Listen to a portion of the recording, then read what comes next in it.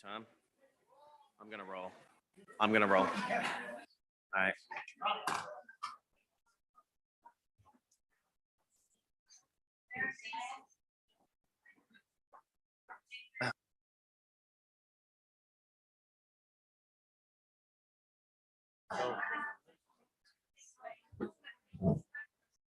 I gotta wait for the clerk to sit down. Millie, when you're seated, we'll start. When you're seated, we'll start.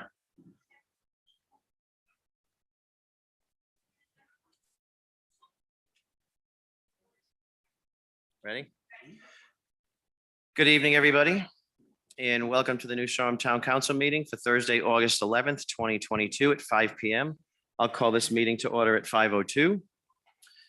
Item number one on the 5 o'clock agenda is to receive and discuss a report from the interim chief of police regarding the incidents that occurred on August 8th, 2022 that required police response. This item may be held in closed session pursuant to Rhode Island General Laws 42465A3. Discussions regarding the matter of security, including but not limited to the deployment of security personnel or devices in Rhode Island General Laws 42465A4, any investigative proceedings regarding allegations of misconduct, either civil or criminal. I'll make a motion to go into closed session. Motion has been made. Is there a second? Second. Seconded by Mark. All those in favor, Keith? Martha? Aye. I'm in favor. Sven? Aye. And Mark. Aye. We have a motion was voted on 5-0 to go into closed session. We're going to go into closed session at this time. And we will be leaving the room, and our schedules come back at 5:30, but I would want to make sure that the council has all the information that they need. And if it goes over a little bit, I just want to notify the public that it could or it may not. But like I said, I think if we need more time with the chief, we will take it. We're now going to go into closed session.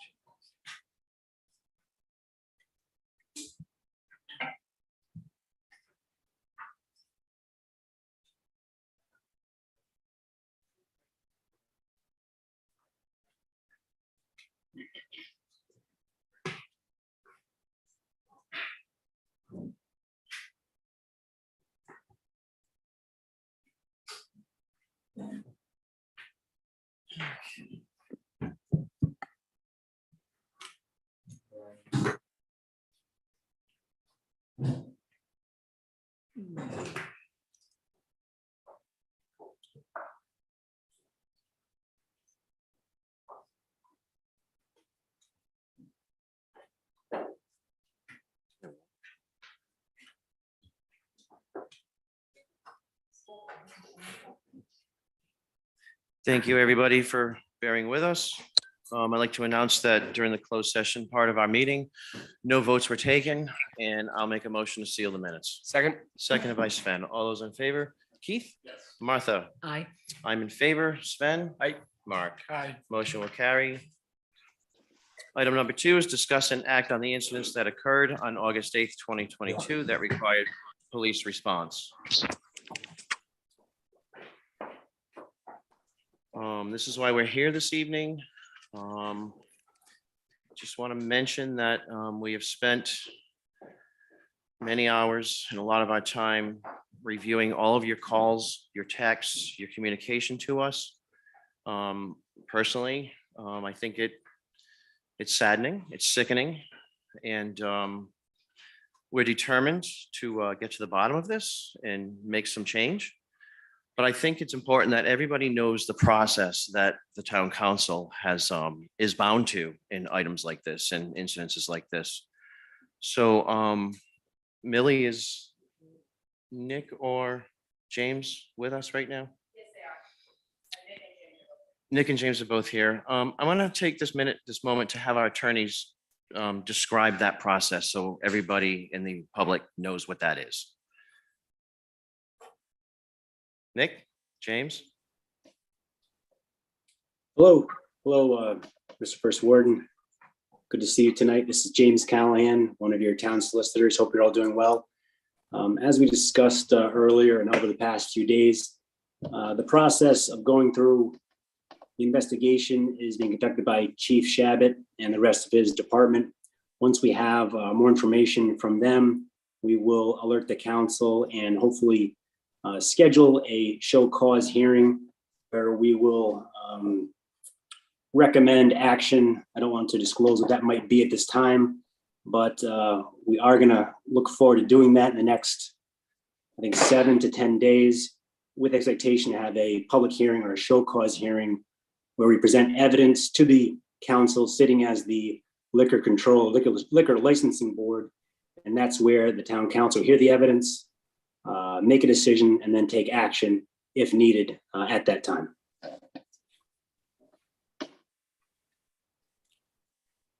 And can you describe for us, the Open Meetings Act postings and the rules we have to follow with regarding Open Meetings Act and these kind of actions? Right. In most public meetings, we need 48 hours notice. In addition to that, in this case, we would have to have notice to any companies, businesses, or people who are going to be subject of the hearing.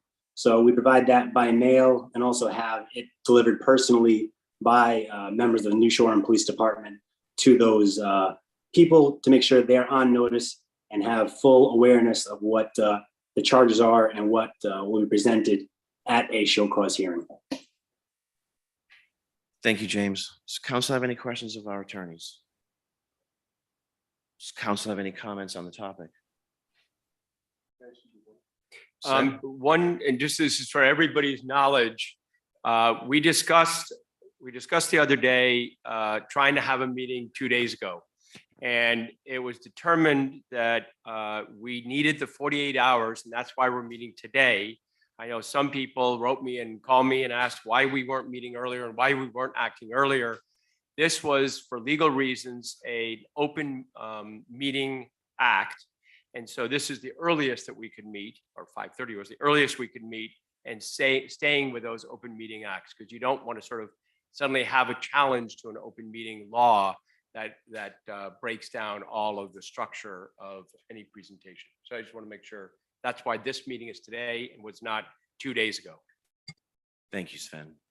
Any other comments from the council? Keith Stover, Councilor Stover? I want to echo, first of all, what Andre said. There's the commentary we've gotten from the community. The commentary we've gotten from the community has been extraordinary and consistent. I think most of us who either witnessed or have seen videos of the activities, behaviors in town on Monday agree with us that the New Shore and Police Department, Chief Shabbat and the troopers, rescues from fire department involved and rescue did an extraordinary job. It got to the point where some of the members of the fire department were actually called in to try to help with some of the crowd control, and it was they did an extraordinary job, and we owe them a debt of thanks.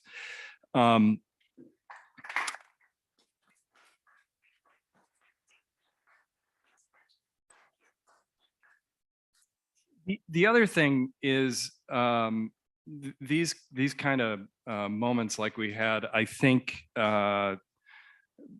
they're crossroads moments where we have to clearly decide and declare who we are, what we stand for, what our community is, and frankly decide when enough is enough. And having all of us spent a great deal of time on this, as you can imagine, looking at the statutes, consulting with lawyers, et cetera. But it seems very clear to me that we have the basis to schedule a show cause hearing on both Ballard's liquor permit and their entertainment license.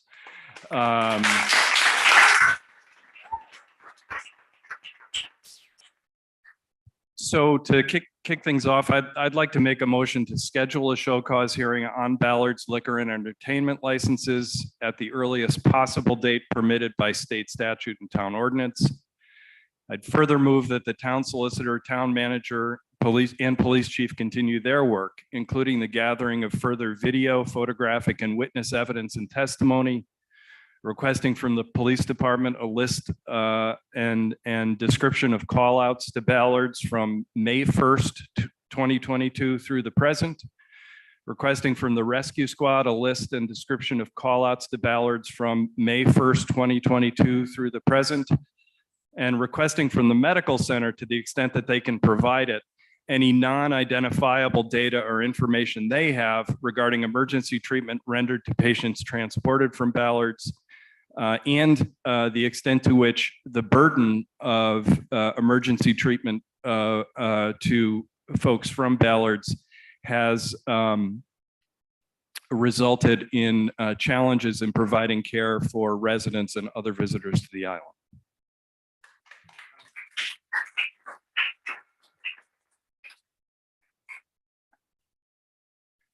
I'll second that motion. Is there any council discussion? I know you said earliest possible date. I'd love to see if we can set a date, and whether that's the 22nd, which is next Monday, or when, but I'd love to try and set a date so that we actually have a discussion, have impact now. I'm definitely open to that. Yes, Sven. you can. I'm open to that, Sven. So I would, I guess, either amend it or we can have a second one, but I'd love to have the 22nd. I'll amend my in there. motion to say, how about by August 22nd? I'll amend my second. Any more council comments? None for me. We're going to open up, obvious.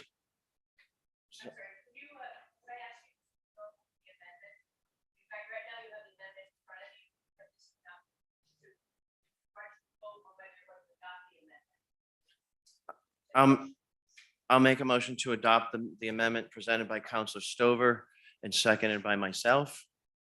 All those in favor, Keith? Martha? Aye. I'm in favor. Sven? Aye. Mark? Aye. Motion will carry. We have an amended motion on the floor that's been seconded. Council, any more comments on the topic before I open it up to public? The short comment I'll make is anyone who knows me, first of all, this is so refreshing to see Block Island here and what Block Island is all about. Anyone who knows me, I'm very impatient. I want things done yesterday when I think they should be done yesterday. But under the guidance of our town solicitors, that's why the date has to be when it's going to be. So hang in there and we'll do our job. Thank you, Mark. Before I get into public comment, I just want to know, I think Tom Reesum has given you the kind of the rules we'd like to set forth, a 2-minute maximum time. If you'd like to speak longer, I would just ask you to keep your comments to 2 minutes. Maybe if you want to say something that you've heard already, we want to hear from everybody who wants to speak. But we'd like to move, keep it moving along. But I also want to say that we're asked to affect change here tonight. And we can't do this without the community behind us. So even if you don't want to speak here tonight, I would say that send the council a note at the clerk's address. I believe Tom's also giving you that. But even if you do speak, you can send us those comments to that so we all see them. We want to hear from everybody. And as I said earlier, we can do our part in this, but it would be a really good community thing if we heard from all of you. It only helps what we're trying to do. So with that being said, number one on our list of speakers is John. Oh, I'm sorry. There isn't any place to say this, I think. I just think this should be publicly noted and made part of the record, because I've seen things on social media about a concert at Ballard's 2 weeks from last weekend. And that has been canceled. We have it on record. The letter came into us, and that's not supposed to happen.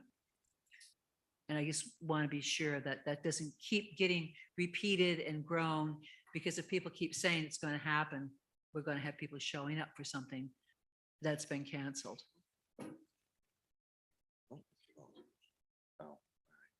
Thank you very much, Martha. And I also like to note, if people could silence their phones during the discussion, we'd appreciate that. Captain John Willis, comments? And John, if you could speak into the microphone so that everybody could hear you. I've been paying taxes here for over 40 years that I think I have a right to say what I want to say right now, which you're not going to like. Unfortunately, you probably went to your little meeting a little while ago and blasted Steve Filippi, and he needs to be blasted. He's responsible for everything that's happened. Too far? Too loud? Back up a little bit. And he's responsible for, absolutely responsible for everything that's happened. And he also is responsible for the terrible reputation that we are getting, not just in Block Island, not just in Rhode Island, but all across the country. The Los Angeles Times, the New York Post. However, gentleman in front of me and lady, there's a blame game here. It's not just Steve Filippi. It's this town council. If you remember, not very long ago, you bankrolled Steve Filippi with $8, $9, $10 million. I'm not even sure how much you gave him. It was more than he should have been given, but he was bankrolled. You gave it to him, not more than a year ago, less than a year ago. And then, unfortunately, with the same pen, you decided to defund the police for $58,000, where we would have had 2 state policemen coming out here all summer long. I'm looking at you, Keith Stover, and you, Mark Emanuel, because you were so influential in getting rid of our police department. We had a chief of police for 17 years here who there was no smoking gun. He quit because he couldn't get along with any of you, including our town manager. Then we got another state policeman that came in. He was a great guy. He stepped into a bee's nest. He did everything he possibly could. You gave him a house that no wife would ever want to live in at night.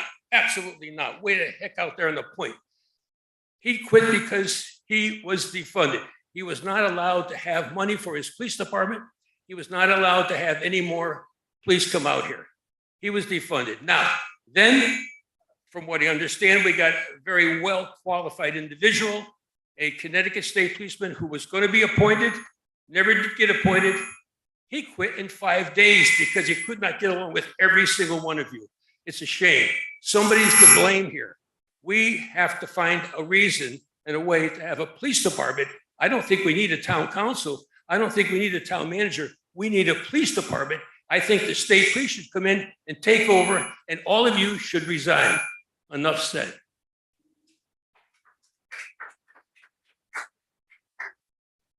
Thank you, John. Next person is Madeline Rachels Burns. Is Madeline Rachels Burns here?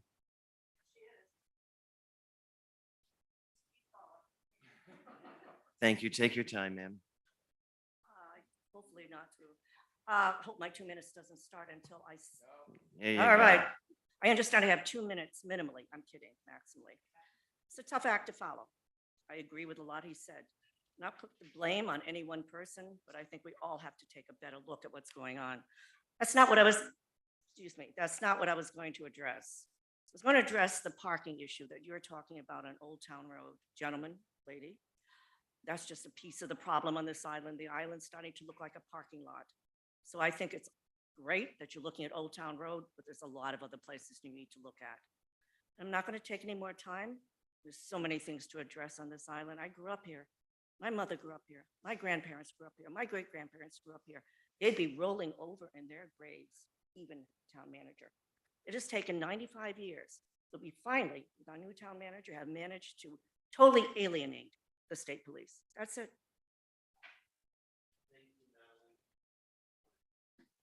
Thank you, Madeline. I just want to note for the other speakers that our agenda topic is incidents that occurred on August 8th, 2022. So if you keep your comments to constrain to that topic. Item number 3 is Brian Baker. Thank you, Mr. Baker. Good evening. I'm a resident of Connecticut and also a homeowner in Block Island for close to 30 years. Friends with Mr. Stover and many other people. I never come to a town council meeting. But when I come here, I like to spend time with my family. And I was sickened the other night, what I saw on TV.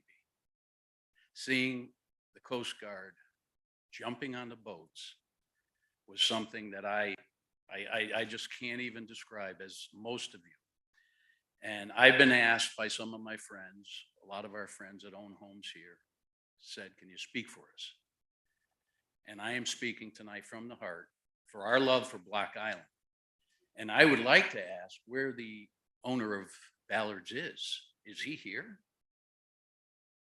Would he come and talk to the people and address the people?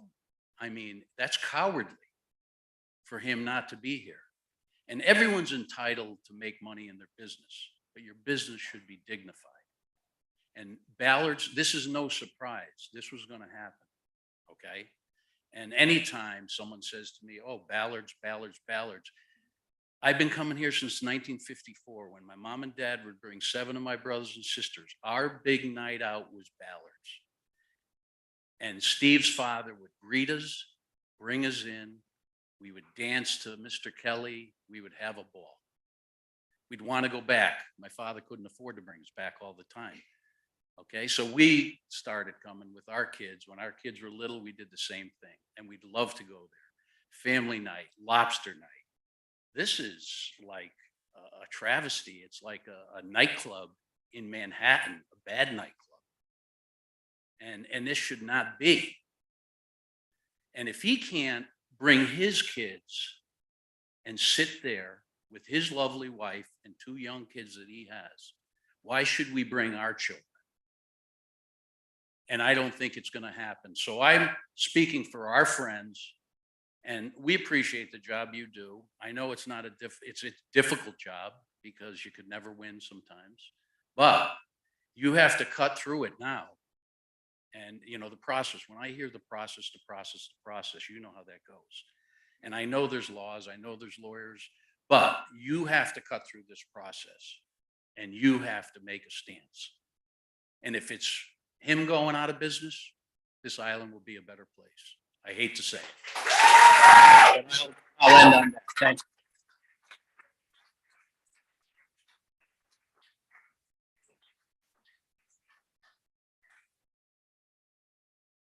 Thank you, Mr. Baker. I think we've all enjoyed doing the chicken dance down at Ballards back in the day. Appreciate that. Bringing that to our attention again. Janet Emanuel?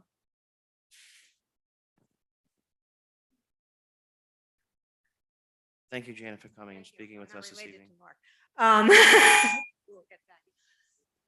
I was told that the police department and the town council, the town was informed to expect trouble on Block Island from gangs coming from Pawtucket and Providence, and they turned a blind ear and eye to it and didn't cancel the event. So part of that is on your shoulders.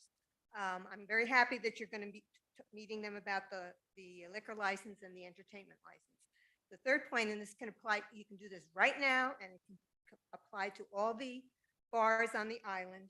You put up signs with the ordinance number about open containers, because that's been an issue at other places. Also, he does not own all the beach.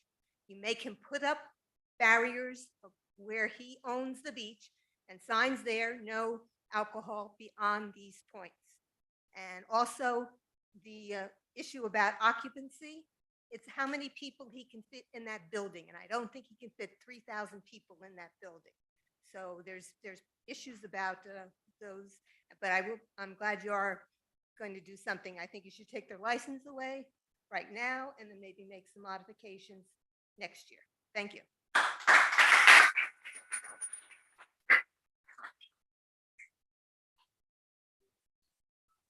Thank you, Mr. Manuel. 5, John Carter. John Carter.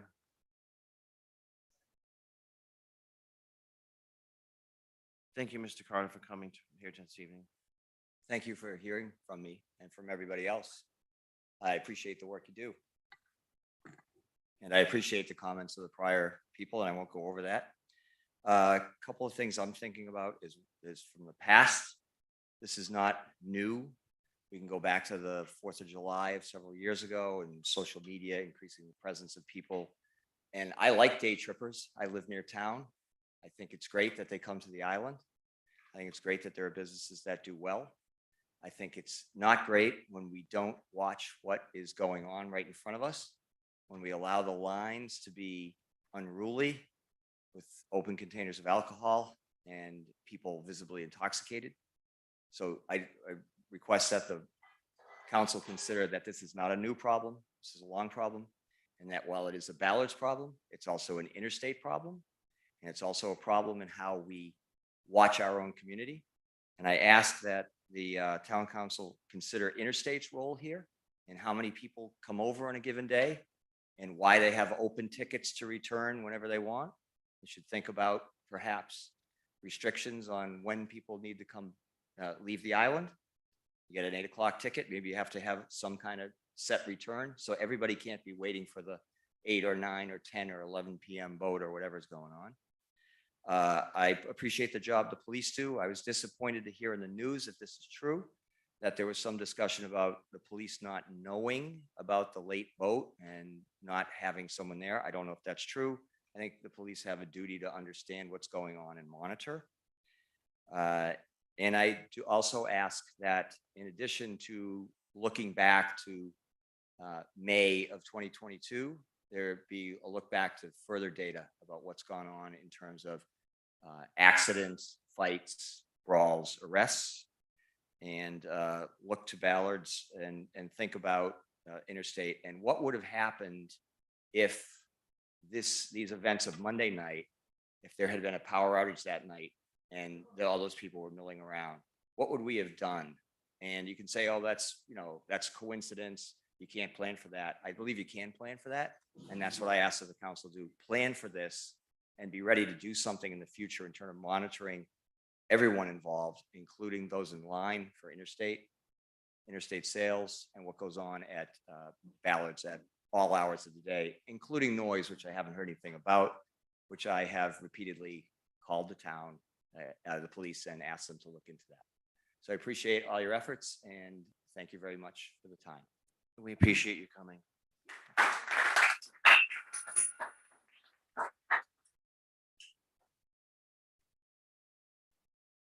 Kate McConville? Kate McConville.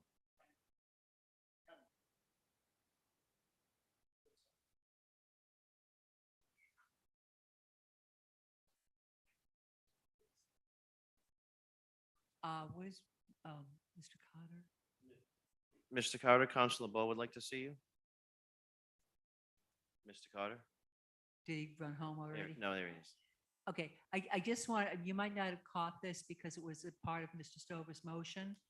The show cause hearing is on Ballard's liquor and entertainment licenses. Thank you, Ms. Wall. Ms. McConville? Good evening. My name is Kate McConville. I am the harbor master for the past 3 years.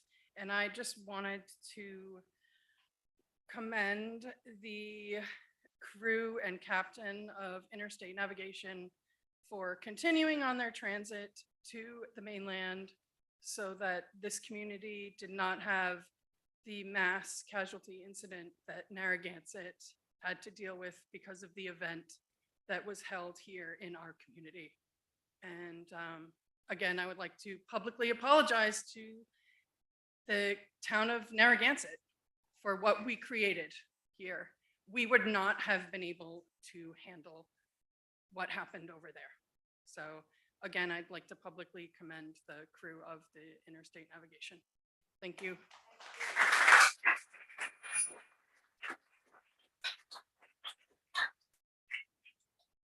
Thank you for your comments, Ms. McConville. Arlene Tunney?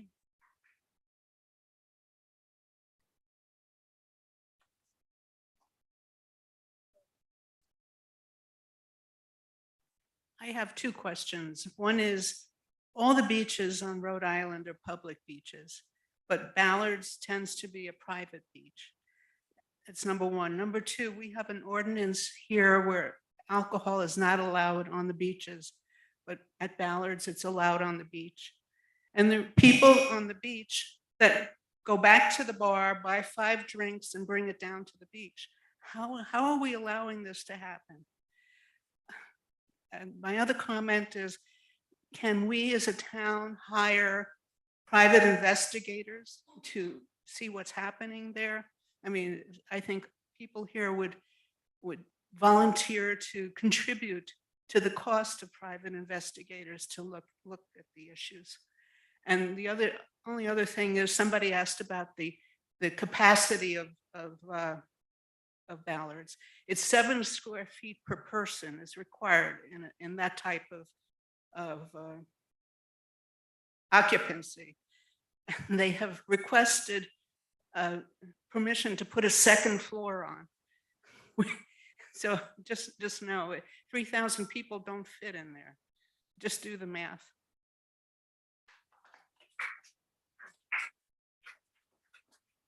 Thank you, Arlene. And to be fair, I believe we've learned through our fire chief that he was down on site down there today with the state fire marshal, sorting out those exact issues. We don't have a report on that. That happened today, so we can't share that, but because we have nothing to share. But that did happen today with the state fire marshal and the local fire chief. So just want to let the public know that. Monica Hulshay? Monica. Take your time, Monica. Appreciate you coming.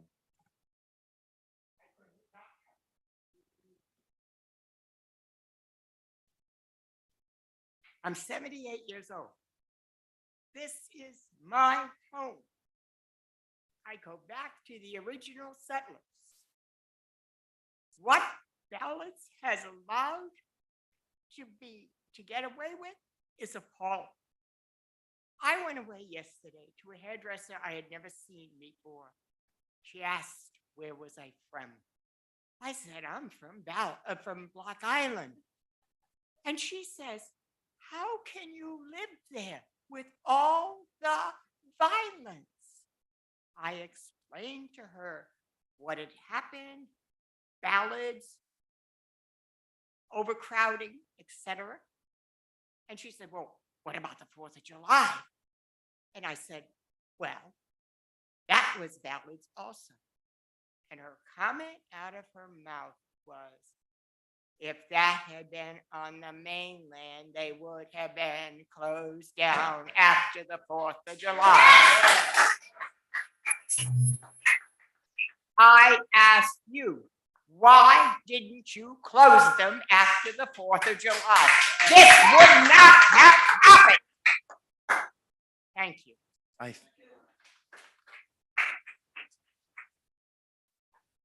I thank you, Monica, for your comments this evening. James or Nick?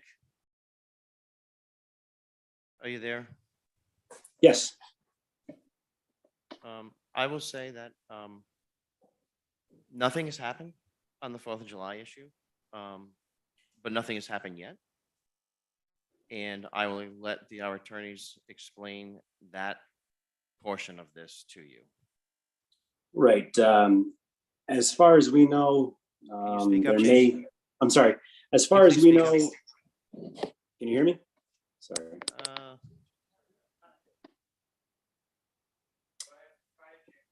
Go ahead, James.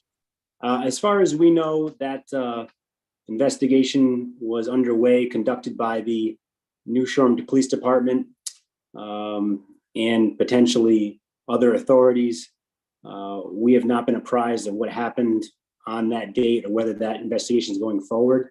So there was no incident as of yet that we can report back to you on for any further action on that particular issue. Other than that, I think it's wise for us not to comment on that at this point. Thank you, James. Monica Rayo? Thank you, Monica, for coming tonight. Yeah. Hello, Council. Hello, everybody. I wanted to take this moment to share my experience of the day of the incident. So my friends and I went to Ballard's around 1 p.m. on August 8th, 2022. It was very crowded from the start. There were a lot of people just waiting to get in. My friends and I, we actually hopped the fence to get into Ballard's, and they had a whole system going on where they had chairs on both sides and a woman helping people hop the fence. My friends and I are over 21, but there were definitely girls there who did not look 21. The beach was overpacked. It would be an understatement to even call it beach because you couldn't see the beach. There were way too many people, and it just looked like a perfect setting for disaster to happen. On top of that, the ocean was also very gross. There was trash, food, and straws everywhere. We left shortly after because it was not a fun experience for us. And yeah, later that night, the incident occurred, and I got lucky, I guess. I wasn't on that ferry. Thank you. Thank you, Monica. That's the end of the list we have that signed up. Is there anybody else who? Oh, hold on a minute. I don't have the full list. Thank you. Sorry. Apologize for that. Eli Holmes.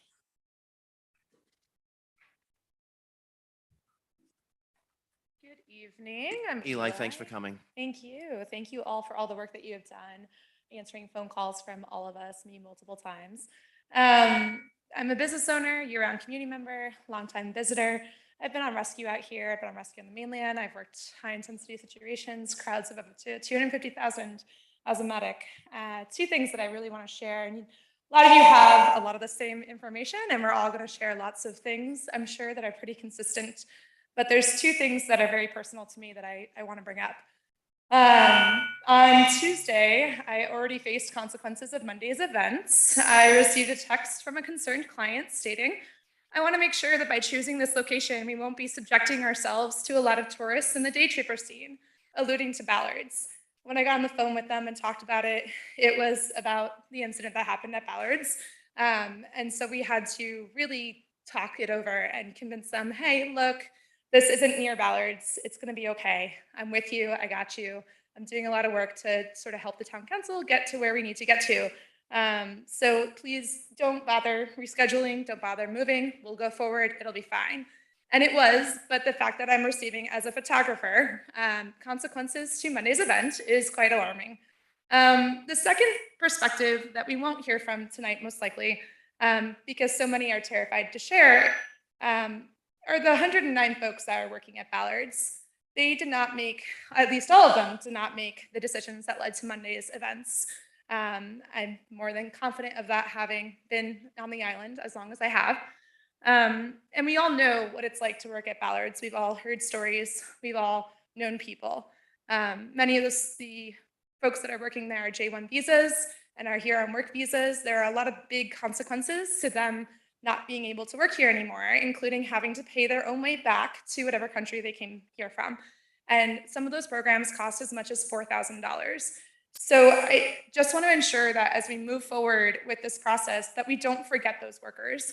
They aren't the ones that are responsible for Monday night, and I really want to be firm in that. A lot of them endured the same things that police, rescue, MedTech, EMTs, and more endured. I know of many that were assaulted by folks at Ballard's. I've witnessed literally countless videos. I have scoured the internet screen recording videos, as Keith and Mark both know. And I can't tell you how many times I see violence towards Ballard's employees who are really held hostage by their visa. So I just want to ensure that we don't forget them as we continue through this process, that Ballard's is not just Steve Filippi, and there are 109 other people that work there and that we can't forget in this process. So thank you.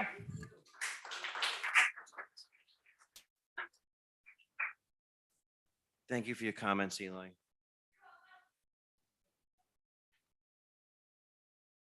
Kim E. Machado?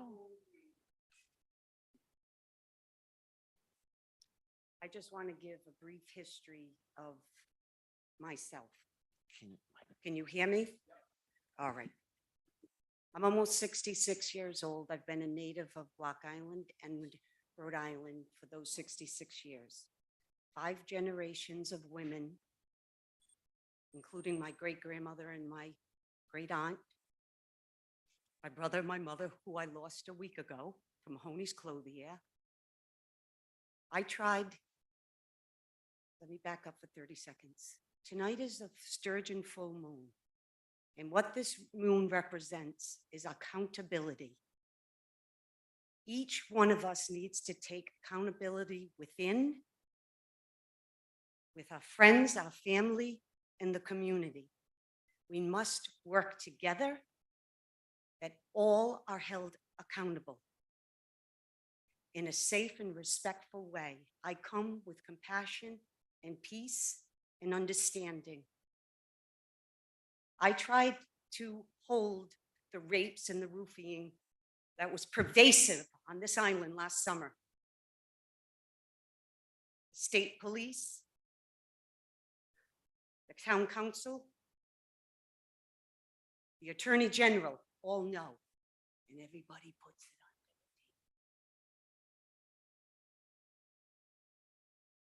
on. I was on a boat Monday, returning, making plans and service arrangements for my mother. I came home on that 4:15 boat from Point Judith to Block Island, never expecting to be part of what I was part of. I thought, they're all there. I'm fine. The minute I walked down that boat, I walked through marijuana smoking. They call it ganja, ganji. I haven't smoked pot in 35 years. I got high.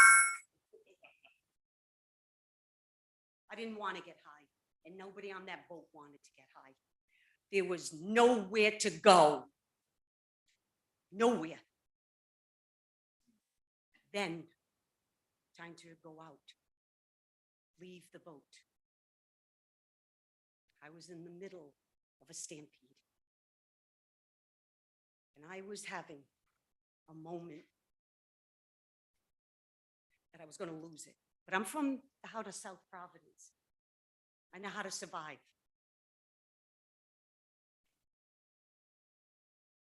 And I slithered through those bodies. And I went down the middle of the boat to the stairs. And went through the cars to the front and turned around and said, wow.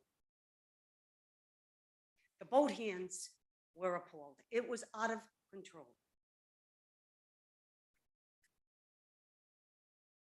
Everyone needs to stop the greed and the sex addiction on this island.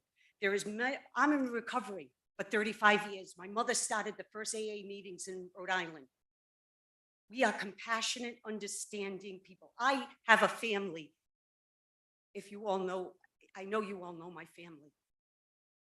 But my mother and I, and my family, we stand for integrity and well-being, compassionate and understanding. We also stand for accountability. I went to Stephen, not out of compassion, because I know his father. Providence revived, and many states revived Block Island. So I know I might be going over 2 minutes, but I apologize.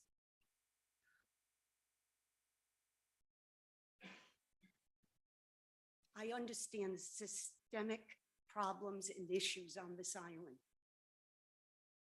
And I understand the beauty and the magic and the peace and the love that prevails on this island.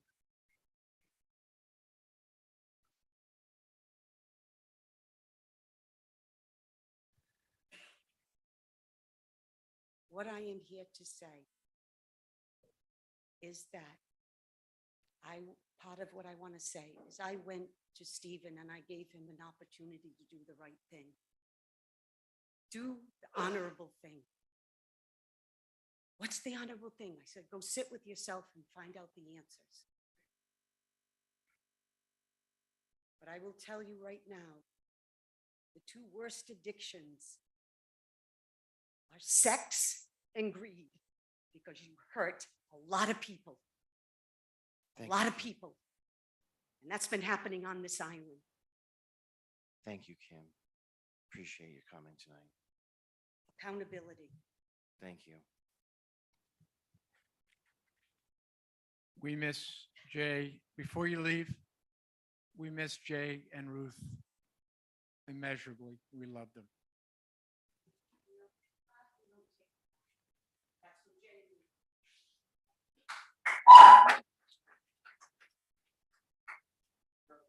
Cheryl Gagnon? Cheryl Gagnon.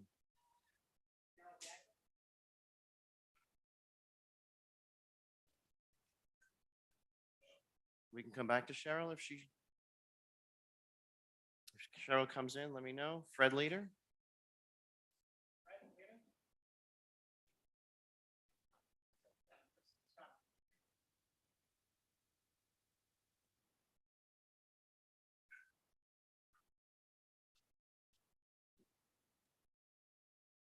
Good evening, Honorable Council, fellow Block Islanders. Trying not to squelch. It's great to see the community here because it is our community that is in danger. We're on the verge of being destroyed. This is our home. I've been here since 1983, basically my entire adult life. This is not the island I moved to. This is not the island I fell in love with. I've seen a lot of things. I've worn a lot of hats. I personally was in the service in this. Back to responsibility. It's been said, oh, these people on the boat, that wasn't our fault. They left our establishment. Well, I worked as a bartender for a long time. And according to the law, if I was responsible for over-serving someone, it could come back on me. I'm sorry. If I were responsible for over-serving someone as a bartender, legally, it could come back on me. Now, anyone knows who goes to bars at all that a good bartender has your drink in front of you when you're still on the porch. You know, you don't have to speak, you don't have to order. You could be blotto, and as a bartender, I would have, you know, Andre, you see you on the beach, I'd have your beer in front of you when you walk in. But you know, our community is being destroyed. We've heard from a lot of people who all make a lot of points. It comes down to, let's be realistic, it's ballots. I'm a cab driver. I spend a lot of time sitting in the cab stand. I see what goes on. We all do. If you want to know what's going on downtown, ask a cab. People get off the boat, 80% of them beeline to ballots. They stay there all day, they go back and they get on the boat. And then to say, oh, it wasn't our fault, it's the boat's fault. Well, they didn't get drunk in line. Commend all the law enforcement officials involved. A great job and such a big help. We got to get this under control, folks. It's just our lives, our community. I mean, everything we believe in is at risk.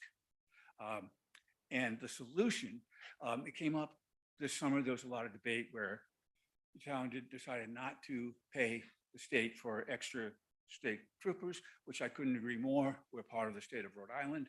That would be like saying, well, Situate, no, we're not paying for half of your officers. So I think the state should have jumped up with that. We are part of Rhode Island. Wrapping up, firing the council and replacing it with a police state is not the answer to our problems. We have to work together. We have to be aware. There's so many things that need to be said, but I think most of them have been said. So for the love of God, people, let's just all get out there, pull together, support our council.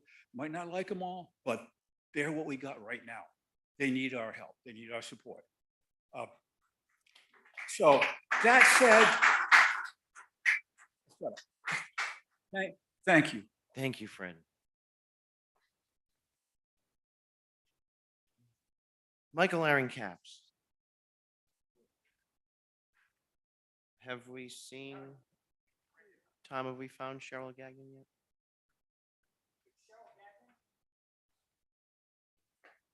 Okay. All right, so I want to make sure that everybody can hear me. Can I be heard? That's a little loud. Is that hot? Hot mic? Okay, that's good. All right, so I just wanted to lend my observation. I this season am living in proximity to Ballards. My business was in proximity to Ballards for 8 years. The sound coming from there would oftentimes shake my mirrors and pictures to the point of like being, crooked on the wall. I've witnessed a lot of stuff. I've witnessed people drunkenly come out of Ballards and rent mopeds. I've witnessed brawls, the only fights that I've ever seen on the island.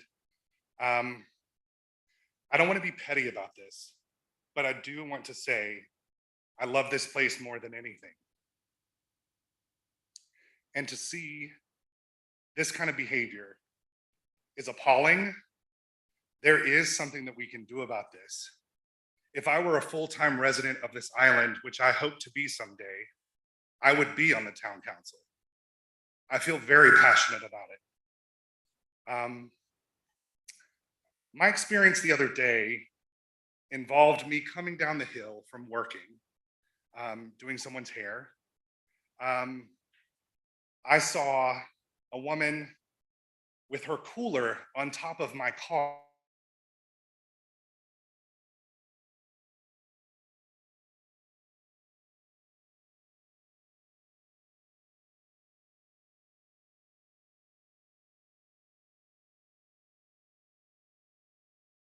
Videos from a dear friend of mine sent to me. I'm witnessing all this stuff in front of me. It's just really, really sad. Another thing that I would like to bring up is the character of Steve Filippi. I myself have had personal interactions with him that have been just repugnant morally. I can get into those details later. I've written a letter that I'll send you guys. I don't think this is the place to really discuss that, but I think there is more that we can do, and it needs to be done. And at what point do we hold people accountable for trashing, literally trashing this island? From my standpoint, it's time. And I hope that you move to act on it. That's all I have to say. Thank you so much.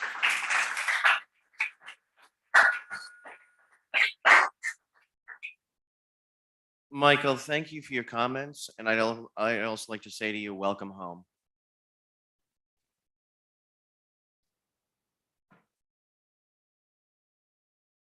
Christopher Blaine. Christopher Blaine here.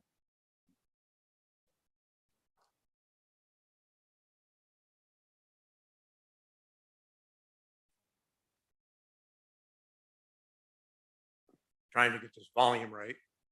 My name's Christopher Blaine. This is my home. This is where I live. I've done my share of drinking. I no longer do. People choose to drink, that's their business. Everyone knows it's out of control. We could tell stories all night long. The community's job is to come to the council as their representatives and tell you what we want done. Your job is to listen to the people that you represent and affect that change. And the time for that is now. One thing I would like to say, all the people that come here need to be in one room looking at you. And I think you need the moderator here, and I think you need the town sergeant here. And I think you need to have this at the school gymnasium. Not with people outside. People that live in this town and pay taxes in this town deserve to be in a room where they can address the council, hear what's being said, and look people in the eye, just like I'm doing now.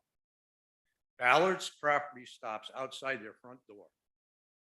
Water Street goes right up to the first step of Ballard's. And it's time for the town to start taking back control of that area. Ballard's has expanded. I don't know about the public land outside. There's a question whether it's a private beach or public beach. There's any number of ways to limit these events. You could limit the number. You could say it's 500 people. If it's 500 people, you have to have a charter ferry from Interstate Navigation, timestamp tickets, your people come and go on a charter boat if it comes to that. But for right now, the show cause hearing, you're planning for Monday night, is that correct? Okay, let's have it at the school gymnasium and see how many people show up. I'm sure that people went by here today and said, "No, I can't sit outside here." Okay, or if they're disabled. I would like to see the council take some concrete steps to start taking this back, because this island is going in a bad direction. And this can be a defining moment for the town and for the council. So please, help.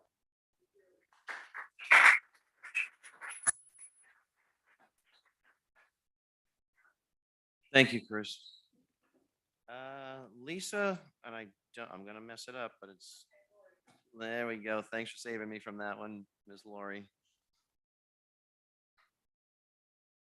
Hi, thank you for hearing from me today. I am a summer resident. And been coming here for about 9 years, and I've seen a tremendous change in the last 2 or 3 years. So much so that it really makes me question whether I want to continue to live here during the summer. I know that you've said that the ferry issue and Ballard's issue should be considered separately, but to me, they're very intertwined. It's my understanding, and correct me if I'm wrong, that Interstate added ferries to the schedule in order to bring more people over here. It was very clear to the observer, and I had fortunately a front row seat from my house, that these ferries were grossly overloaded. And so it's a question of capacity for the ferries as well as anything else. And I agree with the gentleman who just spoke that Ballard should be required to charter boats because they're co-opting the ferries. My sister was coming with 2 friends to visit for a few days. And on Sunday, she tried to get tickets for Monday and couldn't get one. She wanted to leave at 8 o'clock in the morning, and she couldn't get one till 4:50 in the afternoon. And that was just 3 older women. Quite frankly, 2 of them have difficulty walking. Not only that, the ferries are virtually unusable on Sunday evenings. I do not let my guests leave on Sunday evenings because there's so much drunken behavior, people coming from Ballards and vomiting and everything else, and arguments and loud carryings on. My sister told me that the people in Point Judith, when she came to get on her ferry at about 3:30, all the people in Point Judith at the docks were talking about it and how, what are they doing? This is out of control. Be careful. All these kinds of things. I myself saw several people clearly who had been drinking, driving around on mopeds. I had to go down and pick her up. This was like about 5:15. And, I've seen it busy down there on a Sunday evening, but nothing like this. And it was totally treacherous driving downtown. People just crossing the street everywhere.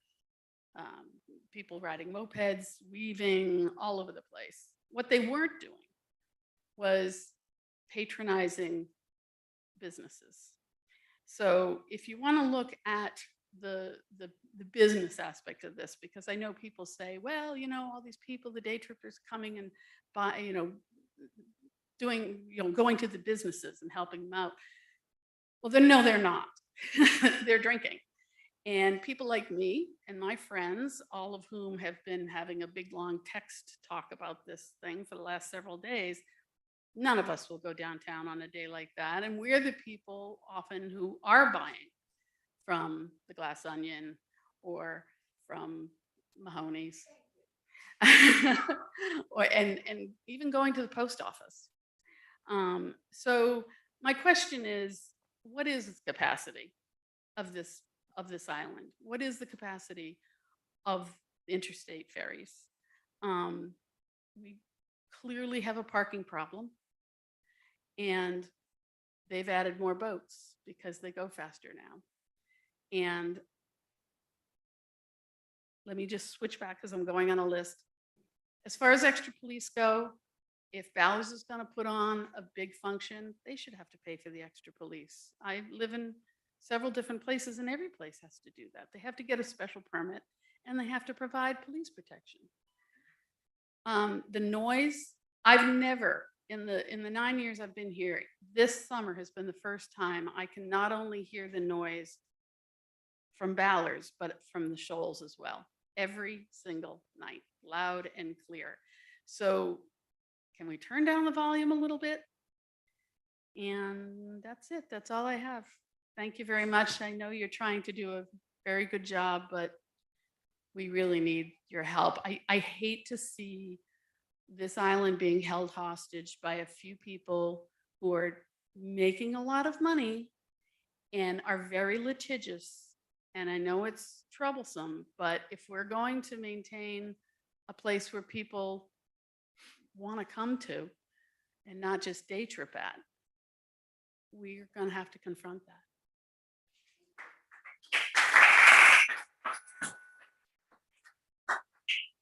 Thank you for your comments, Ms. Laurie. And, I'll address, there's been a lot of questions as to why there was such an overcrowding and complete lack of security on the ferry. We don't have the answers to that right now, but at a future meeting, we will be welcoming representatives from Interstate to address the council and the public as to, what happened, why it happened, and why this will never happen in the future. So we will be having hopefully that discussion, but we will send that invite out for a future meeting. Kay Lewis? Keith Lewis, sorry. Keith Lewis. Originally. A year ago, I was on the morning boat heading to the mainland. I sat outside on the open deck. There was also a young family out there. Their son was about 6 years old. He was facing the island and saying, "Goodbye, Block Island." He said it several times as we passed along the east coast of the island. It was obviously his first visit to Block Island, and he was enchanted. He was sad to be leaving. This used to be a family-friendly town. Kids were safe here. Parents didn't have to worry.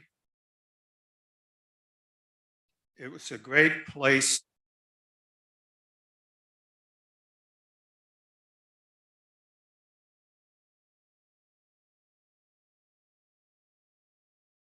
Oh, yeah. Parents didn't have to worry. It was a great place for young people of all ages to live and learn. There's plenty of room on the mainland for those rowdy boozers to enjoy themselves. There's fewer family oriented places like Block Island. Families need our help. Thank you.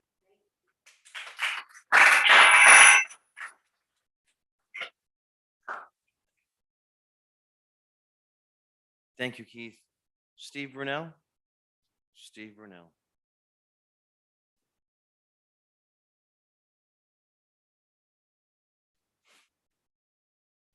Hello, my name's Steve Brunel.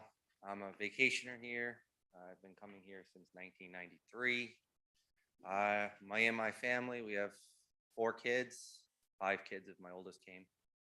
We go everywhere. We go to Ballards, we go to Nick's, we go to Kittens, we go to Payne's, we go everywhere. We spend a lot of money here as well as a lot of other families. My children love Ballards Beach. My children love everything about this island. I hear over and over again criminalizing Ballards. They are the pinpoint of every problem on this island. Public drunkenness is not just coming from Ballards. You have people walk over the other side of those rocks from Ballards that everybody's talking about, sit there on a Saturday or a Sunday and count how many people are drunk, disorderly on that beach, and I can't let my kids on that beach. They're safer on the other side of the wall, closest to the rock wall, away from the drunks. They leave all their garbage. I pick up garbage off of all the beaches. I've been here since April 29th on my boat. I pick up lots of garbage, lots of empty booze. It's not just Ballards Beach. It's Town Beach. It's Mansion Beach. It's Baby Beach. It's all the bottom of Mohegan Bluffs. It's everywhere. We have a lot of problems. Ballards is not the demon you're making them out to be. People come here. How'd they get here? They came on the ferry. So we have to deal with that. Ballards draws in a large crowd for an event. He asked, as far as I know, asked the police chief if he can hire off-duty officers. I used to work for the Rhode Island Department of Corrections. We used to do details at Bristol. I asked Stephen, how come you just can't hire the Department of Corrections? I've been gone a while. We didn't know they weren't allowed to. They can hire the sheriffs now. So why don't we look at that? He wants to pay for the security. You all want the security. He's being denied the security. You can't hire people no one wants to work. You can't control below the high tide mark. People are jumping they don't have to jump the fence. All they got to do is walk to the end of the break wall, climb down, walk around the fence, and Steve has no control. He has people there telling people you can't go there, but they can't stop him. It's against the law. You have no control below the high tide mark, and he knows it, but they try. Country Fest, 2019, $50 ticket to get the ballots. You thought it would deter people? People didn't pay for the tickets. Half the people on that beach did not have a ticket. I don't like going through big crowds with my kids. A lot of people don't. So we don't. We go to Ballards Monday, Tuesday, Wednesday, Thursday, Friday. We go to Ballards on Saturday and Friday and Saturday and Sunday when it's busy at 4 o'clock when people start to leave. If you don't like it, you don't go. We have other businesses on island where people drink. People are packed in like sardines. You can't walk through the place. We go to those places, my wife and I, our friends. We love this island. We come here because of all of it. We come here for the beaches, the trails, the bars, the restaurants, the shops. We come here for all of it. We travel. We only get 2 months here, 3 months here. We travel to Florida. We search everywhere for a place like this. You can't find a place like this. This place is very unique. You cater to a lot of people. Yes, there's a lot of problems. Downtown is insane. You can't walk. You can't drive. Bicycles, a child, a friend of ours, been on this island, homeowner, their child grew up here. 14 years of age, get ran over by a taxi. Where's that in the news? Not mentioned.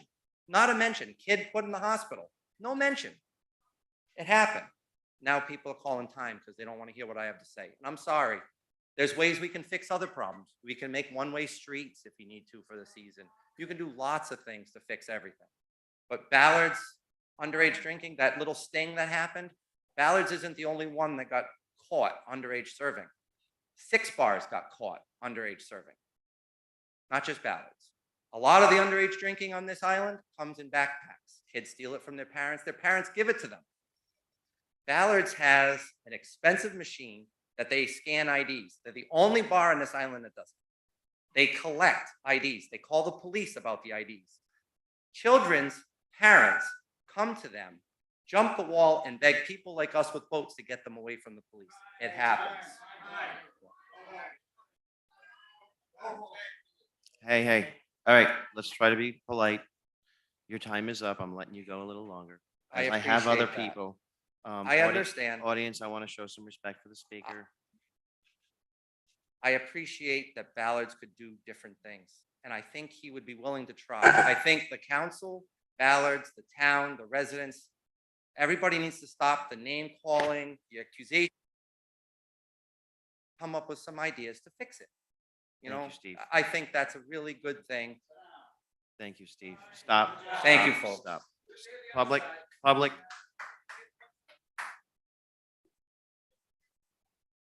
I want to ask you guys to maintain a little decorum. We all might not like what people have to say in the room this evening, but that's what we're here for.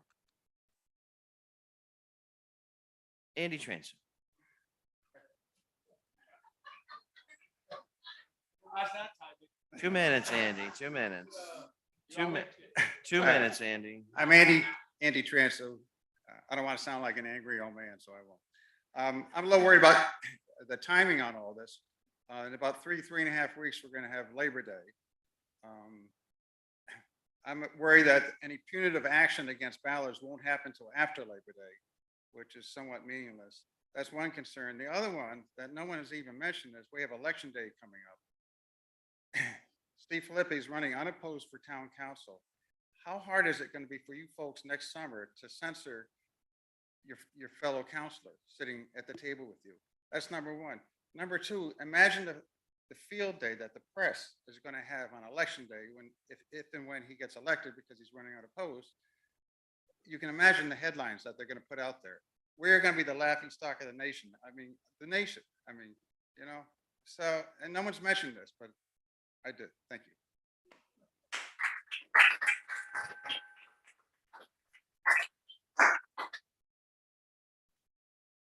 Lisa Robb?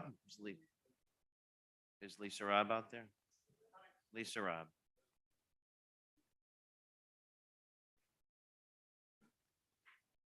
Thank you for coming tonight, Lisa. I just wanted to say, I've lived on Block Island year-round for 46 years. My parents live here. My grandparents lived here. My great-grandfather used to live in the white cottage down the street, down the neck. I chose to raise my daughter here. I could have raised her anywhere because I love this community. I love the people. I love my family out here. I love all my friends. It's a safe community. I always thought that it was a safe community, and I don't feel that way anymore. I used to love as a child being able to run through town at night and play with my friends. I don't feel right letting my daughter go anywhere near town at night without me being right there with her. And I think that's where we have changed a lot over the years. And one thing, oh, and I also wanted to bring up that I'm also very concerned for my family, my friends that work on the ferry. My 20-year-old cousin works on the ferry, and he was there on Monday night, not on the bad ferry, but on one of the other ferries. And I'm concerned for them. But I also wanted to bring up the fact that what Andy Transfer just brought up is, I just wanted clarification that he is currently, Steve Filippi is currently running unopposed in this upcoming town council election. And I think if that is the case, we need to keep that in mind and think about the future of this community.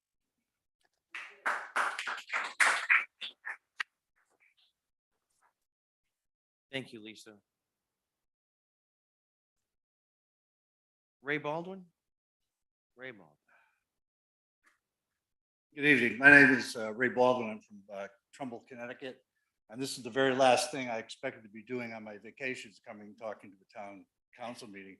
But I came up here with my 2 children and my 3 grandchildren, and they've been coming here for 20 years or so. Just by way of background, I'm a retired police officer, a retired attorney. I was a former mayor of my town, and I sat on a town council, much like you guys. I know what a difficult job you have. But your number one duty and responsibility to your community is public safety. That's number one. It's paramount. And apparently, from what I'm understanding, is the issue with Ballards is a long-standing one, as is the other things that the gentleman, 2 speakers before me spoke about, is that this is an ongoing problem with other bars and restaurants in the community. So it's really kind of your job, in conjunction with the police department, fire marshal's office, and any other resources you have. And I think you have to, I think by you're going to be forced to a situation where you have to involve the Rhode Island State Police. I mean, they've been coming up here for many, many years, and apparently for one reason or another, they have not been funded enough to come out here again. I think this incident that occurred August 8th, the day we came out here, underscores your problem in the community and what you have to do for it. So you have resources available. You have to reach out. You have to do it. I've also ridden motorcycles for many, many years. In 2013, I was out at Sturgis, and there's no wilder place on the planet than Sturgis. But they managed to control that by bringing in police officers from other communities, other states, and they deputize them to come out for a period of time. Seems like the problem you have here only exists about 3 months out of the year, maybe 4. Spend the money, get police out here, get the security, you owe it to the community.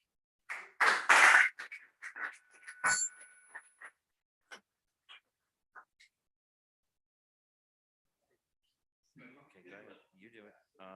Thank you, Mr. Baldwin. Who wants to? So a couple of people have mentioned it, and I want to clarify just so everybody understands what happened with the state police. The discussions were about funding in state police and whether they would be funded. And the town was asked to pay an amount of money for state police coverage. That became a long discussion, as has been brought up. And the town did not pay for it. The governor and the state police approached the problem differently. Our state police coverage has not been different than it was. It was the 2 officers that were supposed to be here, are here, have been here, and there was no coverage change of that. There was a change to funding because instead of the town covering that, the state did uphold their obligation and has been maintaining that. Also, during that weekend, the state police, and we are very thankful for the state police, they sent over extra officers that day, and they helped Chief Chavit at Ballards and help coverage of the island. So I just want to make sure that people don't think the state police are not here. They are here, and we greatly thank the state police for all the work they do on Block Island. Sorry. And Andre? Why don't we have a chief of police? Andre, let me piggyback. Everyone's using this nonsense of defunding. This past budget, we increased the police budget by roughly 13% under the advice of Chief Moynihan. So let's squelch that nonsense.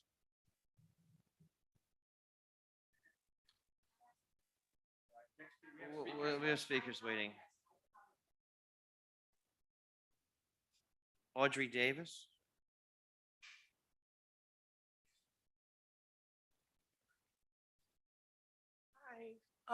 I have worked at Rebecca's in town for over 2 years now.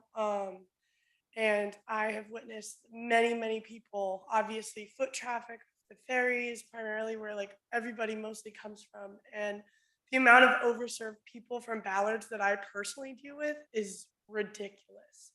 Like, especially on TJ Day, like the amount of people that come up, underage girls that tell me that they were overserved at Ballards personally, who tell me that they're 18, got in with fake IDs, like are being put in unsafe situations, being in town, like not even being able to stand up. The fact that it's gotten to that point, like as a young woman, I think that it's really important that the safety of young people is prioritized more, especially around there.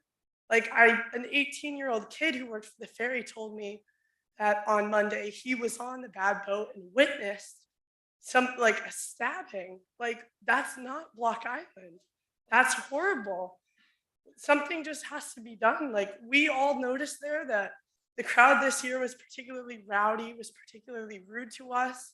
Like, many people were just clearly overserved, and they're like, the town did what they could with the police and the fire department down there, but like something clearly has to change, because over and over again, we see overserved girls passing out or laying for hours in our yard, sitting at tables because they've been overserved, who tell me to my face that they are 18 years old, they're visiting for the day. Like, that is just not acceptable. That has to change.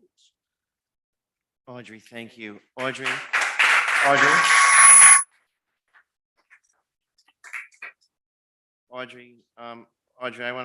you come back? Thank you.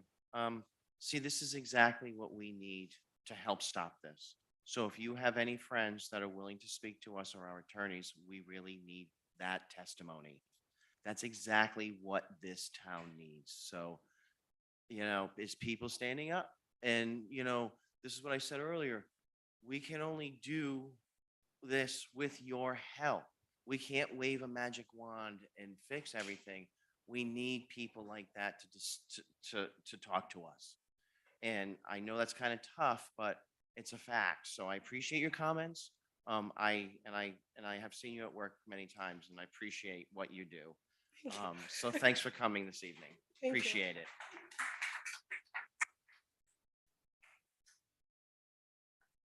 I have Fred Leader back on this list. Double dipping, are we? 2 seconds. Am I on the mic?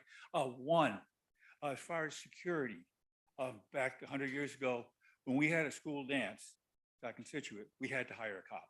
This is for maybe 100, 200 kids in the gym, had to hire a cop. The other thing, I would sure as hell like to know about the kid who was run over by a taxi, because I think I would know. Mark would know. There's 32 taxis out there. we all talk to each other. I want to know where that came from. Thank you. Thank you. Madison Armstrong? Madison Armstrong.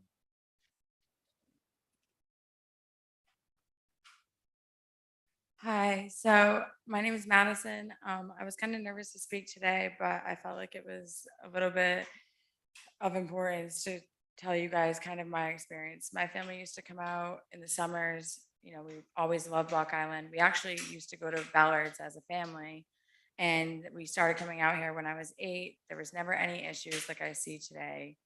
When I was 16, I won't lie to you guys, in order to get drunk at Ballards, I had to soak my fruit in vodka with my friends because the ferry even checked my bags and made sure there was no alcohol in it. Not that that's a proud moment of mine, but when my friend, who is 26, told me that she bought a bucket of high noons at Ballards for 4th of July, I obviously went there after work and dragged her out of there and said there's plenty of other better places on the island to go. She said, dude, I actually got in and I had 6 high noons in my purse in the ferry. No one even checked. When I showed up to pick up my friend Courtney at Ballards on the 4th of July, all I saw was 2 kids that were in like makeshift wheelchairs, absolutely inebriated and obviously underage, being dragged out of there. Everyone was in high alert. I could see all the police and EMTs running around, absolutely out of their mind, crazy, stressed, not knowing in which direction to go in. I know someone from Ballards came to where I work at and was telling the story and telling other island workers the story and got on the news. It was said from friends of his that he ended up having to leave the island because he was run off the island. I don't know the truth behind that story, but I do know the fact that this is my 2nd summer working here. I'm choosing to stay the winter. I love this community. I love people that live here, and this is the first sense of community I've ever seen in any community. To be a part of that is special, and to be welcomed into it and accepted is a very special thing. It's something that you don't get in places anywhere else. I've lived in Colorado, I've lived in California, and it's very upsetting when my friends from there text me TikToks about Block Island and say, don't you live there, after the ferry incident? Like, come on. I just, and people comment on things that I post about, this is Block Island, this is the real thing, the pictures of the truth that kind of like is Block Island, the good sense of community we have, the places that are great. And I always tell my friends, and I hate to say this, but like, don't take a left off the ferry until you get out of the parking lot. Like, you just shouldn't. It's not good. It's not a good time. All these other businesses, they're summoned. They have the liquor meeting that I was at last time. They're good businesses, good family-run businesses. They care. They care about their employees. They care about the rapport they're getting from their customers. Where we're watching people just walk out of there inebriated, and we have video proof. Like, look at TikTok. 2 guys on Block Island took the interview that Steve had over the video of the fighting, saying there was no arrest made and that it was a calm, cool, and collected day. Like, when are we going to realize that something like that is a lie, blatant lying? When is that going to be acknowledged? I'm just not understanding. And as someone who's going to live here year round, I really want to live in a community where we acknowledge those things. Like, those are blatant lies. Madison, don't go away. Madison. Thank you. Madison, thank you. We're advised that we need bodies to testify. Videos are not gonna be enough, apparently. So it may sound cliche for me to say this, but you and your friends are the future of this place. So if you have friends that want to step up and talk to us and our attorneys, that's the only way that we're really going to be able to affect change. And I think that's what, and I mean, I said it to Audrey. It's the same thing. And I will say, if there's nobody else that wants to speak, I just wanted to say that because I think we need people to step up like you to talk to us and to tell us that stories. Otherwise, these are just anecdotal stories that we can't really act on because they're just, I heard that from you. We heard this from you. It's a friend of yours. You know what I mean? Like, Can I be honest here? yeah, that's what we want you to be. I'm pretty scared. The fact that I just talked, I think a lot of people are really scared. Thank you. We certainly appreciate that. Okay, Thank you. just what, expanding on what Andre just said, please remember, this tonight is not a hearing. This is a public meeting. The hearing is the 22nd. And that's where we need people. That's where we need people who have first-person experience, not what somebody else said. And if there are enough of you, it will really, really help. And it should also really help the fear factor, if there are enough of you. I can't speak on the personal experience of the worker stories and stuff. I can speak on the fact of what I saw when I walked up on 4th of July Day and, What you saw, that's all. Yeah, That's absolutely. all we don't want what somebody said. Absolutely. Your experience, though, is really. Thank you important. guys for hearing me. Thank you, Madison. Much appreciated. What? Page Gaffer. Page Gaffer. Wow.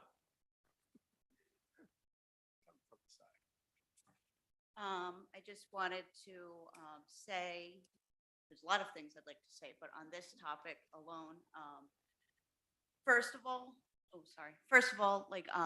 as many people have noted who have gotten up to speak, the town council has worked very hard with the business owners, with the liquor license holders. A few weeks ago, we had a meeting, and I think we had a lot of communication, which was really helpful. That's not something everybody sees, so it's something that should be acknowledged, and I thank you very much for that. I'd also like to thank Interstate, the Police Rescue, for everything they did on Monday. I saw that line that morning when I was on my way to work at 9 a.m., and it was from front door of Ballards all the way to the ferry parking lot, and that was 9:15 in the morning. So if anybody didn't think a problem was going to arise, I think it was sitting right there in front of us. I also help my family run a business. We hold a liquor license in the town, similar to Steve. I'm the next generation of that business, and I'm helping my dad run something that my grandfather ran. I think the similarities stop there. We try to be supportive of the community. We try to be responsible with who we hire, with who we serve, how we serve. We pay a lot of attention constantly by being there and paying attention to making sure everybody's safe, doing the right job. People are doing their jobs the right way. There's the potential to run a responsible business. Looking at Ballards, I don't think that responsibility is being taken. And that's an issue with that situation alone. And in terms of the business we run, which is very small, a lot less capacity than Ballards, very different kind of thing.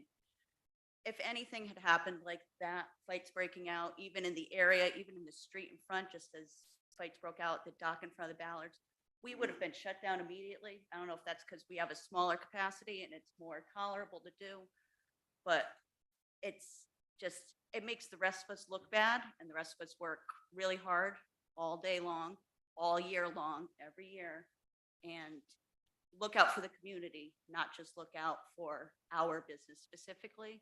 And I think that this reflects, what happened Monday reflects on how that business is being run. Thank you, Paige. Thank you, Paige.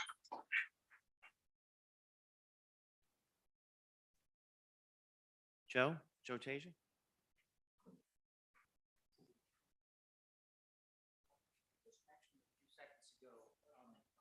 You just mentioned a few seconds ago, you wanted more people to speak out about what they observed.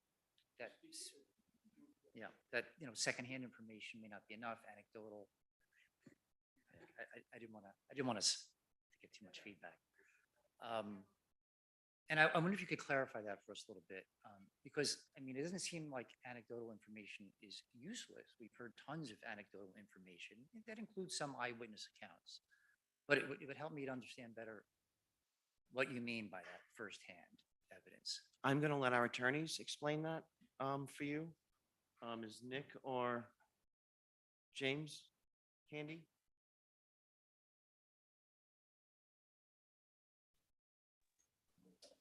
Hello again. My son and I were on the 6:45 boat to the mainland Monday. Hello again. Just to clarify, we would need for the potential show cause hearing, for any show cause hearing, evidence presented by witnesses who had firsthand accounts of anything he or she saw that day that led to, say, a disorderly house or some violation of liquor license control laws. Like you said, videos, TikToks, Twitter videos from people who were either there but not ready to testify will not really suffice. It has to be firsthand accounts to be valid testimony at a show cause hearing. So for example, I'm not a medical professional. I can't tell if someone is over the legal limit of having drunk too much. I can't look at someone and tell if they're underage or not. But I can tell you, my son and I were on that boat that left. And I'm not sure how to describe it, right? I mean, I can hear other people that talked about, working at Rebecca's and clearly, and being told by an 18-year-old, hey, I used my fake ID to get bombed. I can't give you that. But I can tell you what that boat was like. Right. And that seems pretty circumstantial to me. What kind of evidence is that? For me to be upset to be in the presence of more F-bombs than I've ever heard in my life, within 3 feet of my face, right? To see vomit all over the place. That's a firsthand account. What's it gonna do? I think, I- What's it gonna do? Frank, I was gonna say, if you, we would love it if you, you can, through the town manager, talk to the lawyers, have them interview you. That firsthand account is helpful. You may not know exactly how helpful. Yeah, Let's perhaps not. find out. I mean, Let's it- find it- out. We it seems- appreciate your support. It seems trivial in the It may face of seem trivial to something. you, but to them, Yeah. it may add a nugget that helps make this case. It may, but frankly, it seems trivial when compared to the notion of Steve possibly serving on this very council. I mean, what's the irony there? I mean, Right. that's We'll talk about that. unfathomable. Yeah. Yep. Yeah. Thank you, Joe. Thank you, Joe. One more name. Last one? It's all right. Hillary Ryan Stewart. Thank you, Hillary, for coming this evening. Hi, guys. Oh, geez. Sorry, a little close. I just wanted to say that with all the incidents that have been going on, it overextends our resources. And that's what we need to look at. We have the volunteer fire and rescue. We have no hospital. The police department was not able to control the situation. So we need to look at the volume of the event that was happening. I also don't understand why the different departments of the town were not consulted about this event when we have normally, people who have weddings and so many, we have to look at the highway department and the police department and harbors. Did we approve this? It was not approved. So there needs to be more of a checks and balances, I would say. But as someone who's been here since 1986 and a father who's been on the rescue squad for 30 plus years, it's exhausting that this is happening. And I think something needs to be done. I don't think we're singling anyone out. I think we know what the issue is and where the issue is, and there needs to be some kind of repercussions personally. Just speaking my piece. Thank you, guys. Thank you very much, Hillary.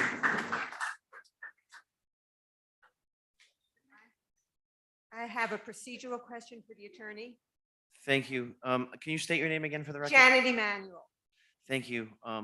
What are you allowed to do with the show cause hearing? Can you issue subpoenas to people or what? Can you get people to testify? Can you require people to testify? James, can you run down a show cause hearing for this? Right, we probably could issue subpoenas if we had to, but we're hopefully relying on witnesses who do come forward, including the police, hopefully the state police as well, in that at a potential show cause hearing. So you it would be helpful because they were there in person, so they know what actually goes on. How about like the bartenders? Oh, sorry. How about like the bartenders and the wait staff, but they're probably afraid to do anything because then they'll lose their job. But you can subpoena people. Okay, I just wanted to check. Thank you.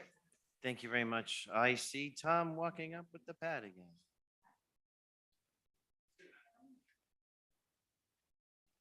Dory? After this. Dory, I'm going to put you on the list. You're two before you. Julie Conant. Julie Conant. I Hi, had the Julie. pleasure of being both on the rescue squad and at the New London Ferry for the entirety of the fiasco.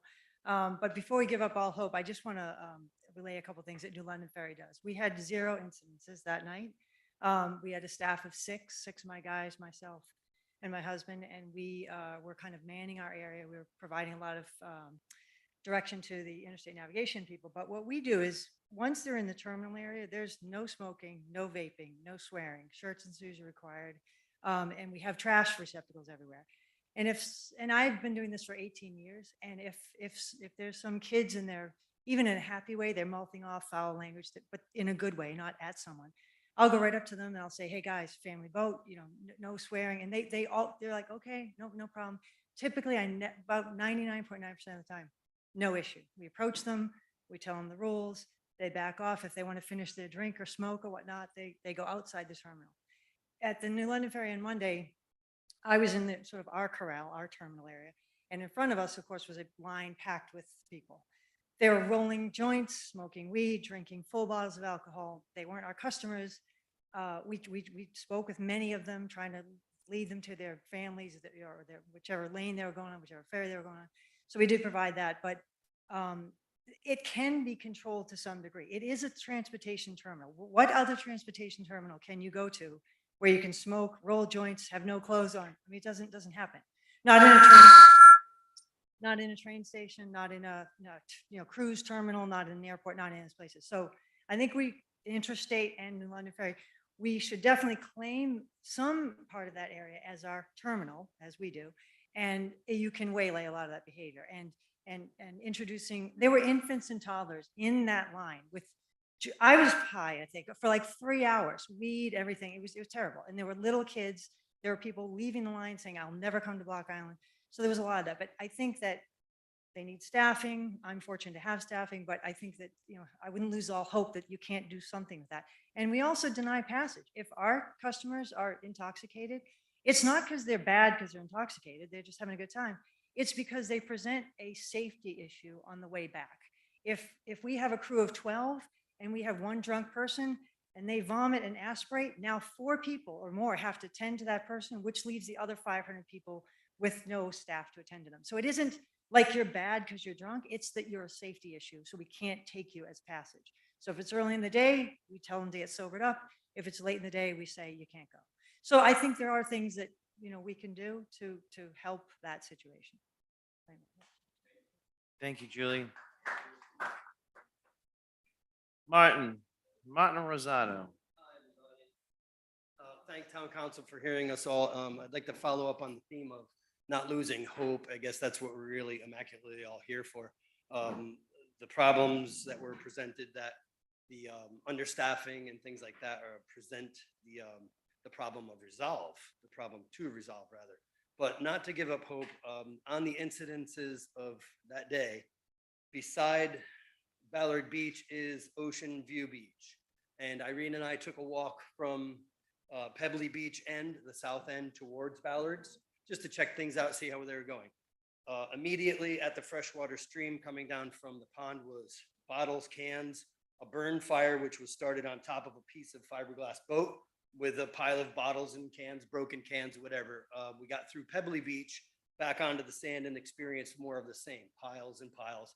We've done this before where Irene would pick up 2 cans and find 20 more buried, or full ones even. So I got so disgusted and wondered what to do, where to go. I took a physical endpoint of building a garbage sled and went down there, and her and I picked up 2 cans full of garbage. But here's a key to this. Along our way, we met a group of young men, and I will call them men formally because they were gathering the garbage that others had left. We were 4 o'clock later. And they were like, hey, don't blame us. We just got here. But I gave them accolades to go, at least you guys are conscientious in picking them up. I got this garbage sled built because we just couldn't take it anymore. What do? We had to get physically active. So resources be short, but the problem does lie with us. I'm going to try to intertwine different themes here. We, the people, we got to step up. We have to pick up garbage bags or think of things that we could do to offer, because there is people like those young men who would use a garbage bag if we had them. So think tanking, any number of things could come about. I'll try to meet with some other people in other times to throw some ideas down. Like if Ballards would accept the garbage, which they did on my behalf that day, they've done the same. The manager's like, just get it to the dumpster. Don't worry about it. So there's at least one good thing in that mud puddle. But there's like validated bags. If we had a validation for that bag to be taken no matter what's in it, then we hand them out somehow, get some volunteer efforts. I've tried with other parts of the town with Lions Club, etc. I think now it's just down to strict individuality. If we could somehow meet, greet, figure out what we could call ourselves in some manner to help address issues on behalf of the town council, on behalf of the police department, on behalf of the EMTs, because aren't they buried enough wearing 3 hats to wear the one that's being drawn upon so heavily? So I personally couldn't take it, physically got down and dirty with a couple of garbage bags. Not a big deal, but it definitely spawned good ideas that maybe we can take up in the future at some point. Other issues on other dates, etc., I'm sure will come up. But on that day, there was some hope, even to the point of another young man dumping his full bag of garbage in our garbage can as we were walking home with the empty can. But wait, we're not a public service here, pal. But we did say he did have all of his garbage collected and saw an open garbage can. So he did use it. And in fact, we were 10 feet away from a public one, which he simply took it out of my garbage can and put it in that one. So there is good out there. We're going to try to find it. Thank you. Thank you. Martin, for hearing thank us. you. Martin, thank you for coming this evening. And I also understand that you had moved off because you couldn't find housing. That was the first attempt at my being here. I played the surf for, they call couch surfing. Right, no, what's the coin, the phrase for? Couch surfing. All right, so no, housing was the issue, but there's another phrase coined for what you. Well, all I want to say is that I know that you had left and you were I was literally with the off road the crew. island for 12 hours, and then you found housing, and then you were able to come back. Yes. And I think this community benefits from your presence. That's all I wanted to Thank say, you. and I I'm tried glad with you the were road able crew. to come home. I tried with the road crew. That was temporary because of the housing thing. Had to leave that one. We're trying other factions. I go to the library. You'll see me volunteer there and or get paid through the trust fund, et cetera, et cetera. So Thanks so much. Thank you, I'm here. I'm Martin. trying to do something. Thanks, Martin. We appreciate it. Dory. Ms. Napoleone, please. Napoleon. I just wanted to say, I'm going to be hopeful and assume that with the work that's going to happen over the next couple of weeks, we can kind of solve this problem. And what I think we need to be focused on now is the huge PR problem that Block Island now has in the larger world. Jim and I were in Boston on Tuesday night and at a concert, and this was the talk of what happened here from a number of people that were at that concert that had attended this reggae festival. And they talked about how they were afraid and they had to leave and they were scared and they got on earlier boats. So we have a huge PR problem, and we have to figure out how to get the message that we're a family place. We have beautiful beaches. We have beautiful people. We have wonderful restaurants. Thank you. Lots of hiking trails. Thank you very Nature much, Dory. Conservancy. Yeah, and get that focus going now, I think. We've got a lot of work to do Thank you there. very much. I don't have anybody else left on the list. I know, you said to come up. Can I double dip? Yeah, oh, good. I don't have a list. Go ahead. I'll be quick. And it's not to you guys either. So this is more for the folks that are listening and watching. I know Kittens is live streaming right now. A lot of people are listening and watching. As someone who has testified in state houses and in court many, many times before, I know really all too well that it is absolutely terrifying to testify on anything, especially when you don't know the consequences of testifying. It's completely, absolutely terrifying. However, this community and those that visit here deserve safety. right? We deserve to be able to get on the ferry without having armed police officers jump on to rectify whatever has caught on.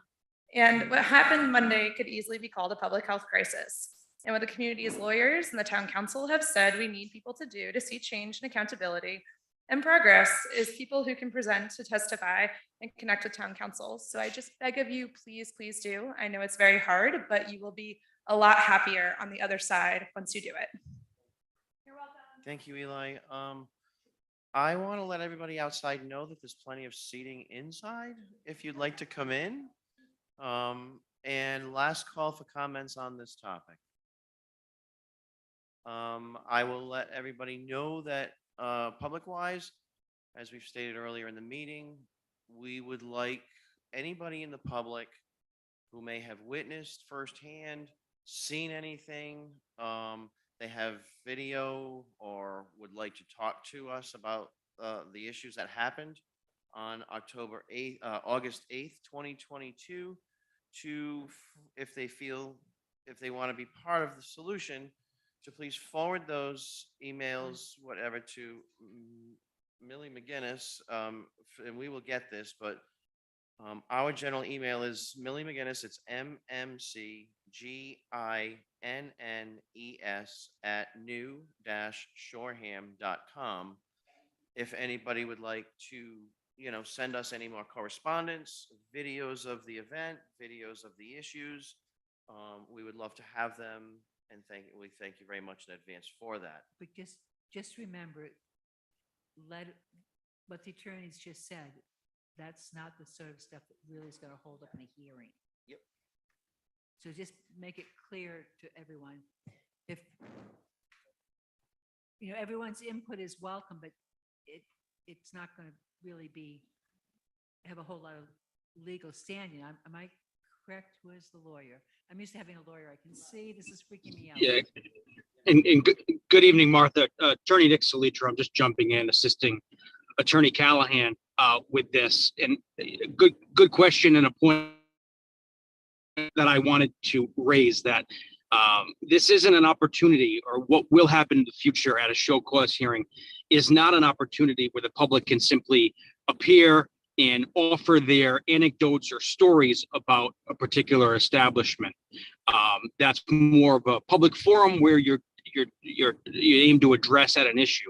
What we are envisioning is a hearing or a mini trial whereby the town's attorneys will present witnesses to the licensing board with the goal of meeting certain elements that a particular establishment violated the law. So I just want to clarify so the public knows that this is not, by its nature, by its format, an opportunity to come and tell your story.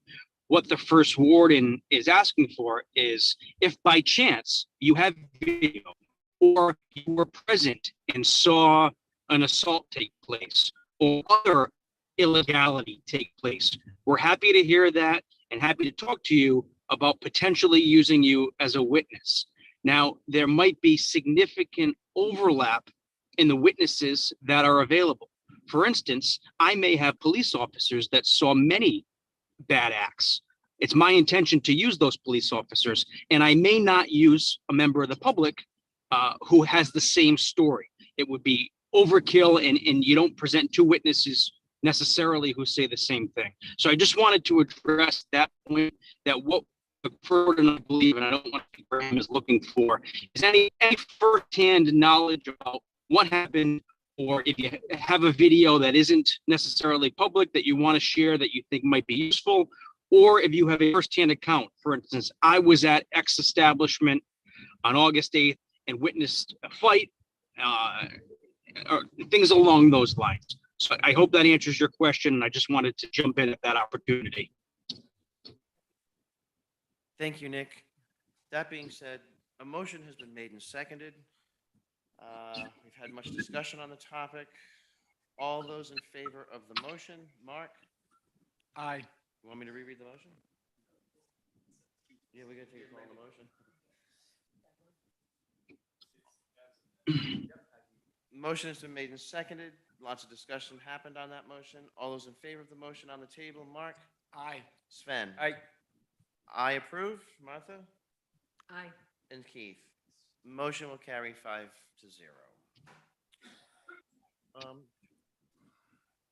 Does anybody need 5 minutes or a couple minutes? All right, we'll take a 5-minute recess. Be I back, want to say what's on the rest of the agenda just for everybody. be back at 7:40. Back as soon as you can. And just for everybody's awareness here, right now, this is going to be, right? This is going to be a discussion and acting on interim police chief and then parking prohibition along Old Town Road. Yep. So just so you know, 5 minutes for those two subjects.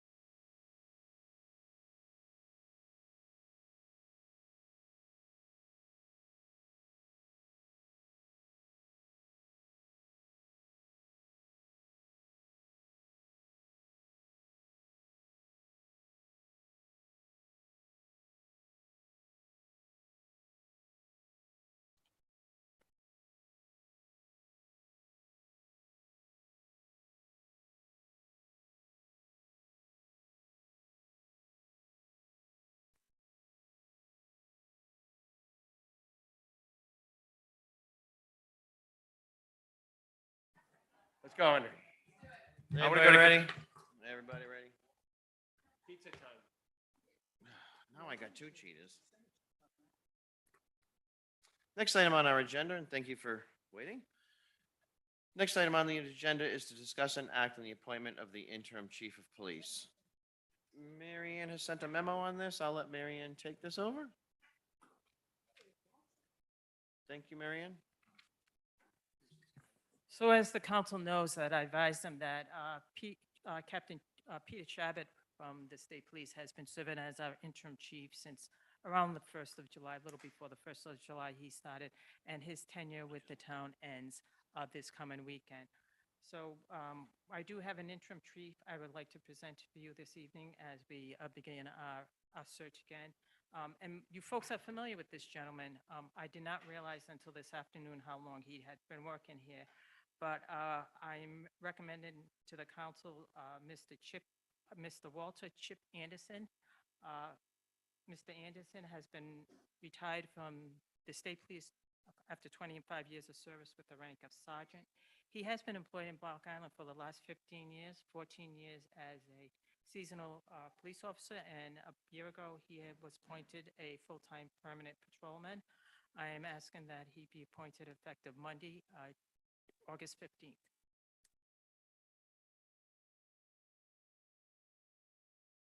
Thank you, Mary Ann. Council have any comments, questions?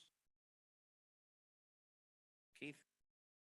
Well, first of all, I would say thank you for being willing to step up to the plate. And I think you were here for part of the hearing that we just had. And given your tenure, you know how much the temperature has increased here. Yes.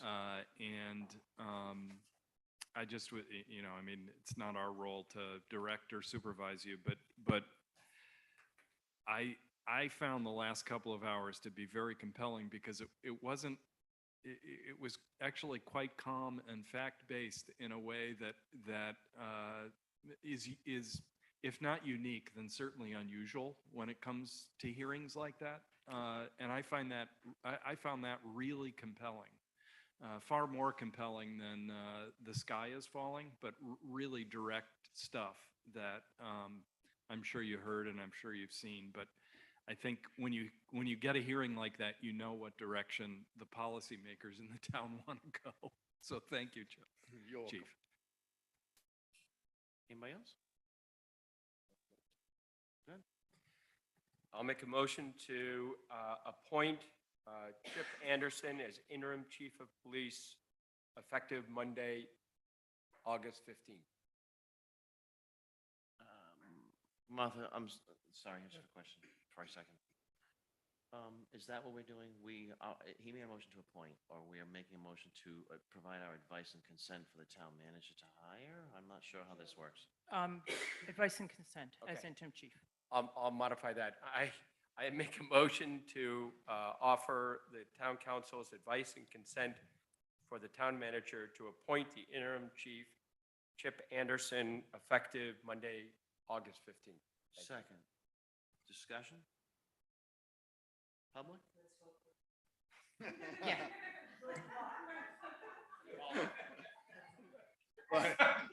You are not moving. I know where the door is. Go. All right. It's been a long night. Knock it off. Chip, thank you for stepping up. Yeah. We all, I think, as a community, appreciate what you're about to do for us. Thank you very much. Motion made and seconded. All those in favor, Mark? Aye. Sven? Thank you. Sven, you need a yes. I'm in favor, Martha? Aye. And Keith. Motion carries 5-0. Good luck. Thank you, sir. No, Appreciate get it. it. We're with you.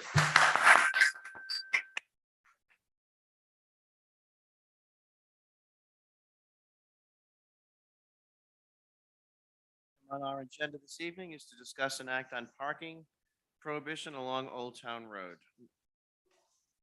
Mary Ann, could you take this on? Sure. Again, some time ago, I guess it might have been a few days ago. it might have been a few days ago. This came up at the last council meeting where there was a request for no parking. So after searching the ordinance and speaking with our solicitors, that there is the opportunity for the town council to restrict parking in areas where we don't have to formally adopt the ordinance. So at this point, what I would recommend to the council is considering no parking on Old Town Road on the west side from Chapel Street to Town Hall. That's what has been requested, that's come from the neighbors on that road. You can make it shorter, but I think from Chapel Street up is what I'm thinking.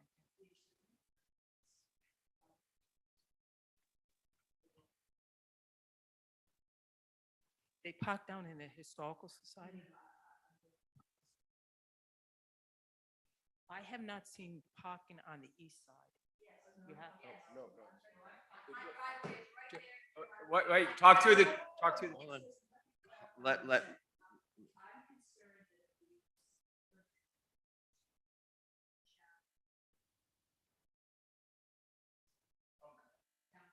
Correct.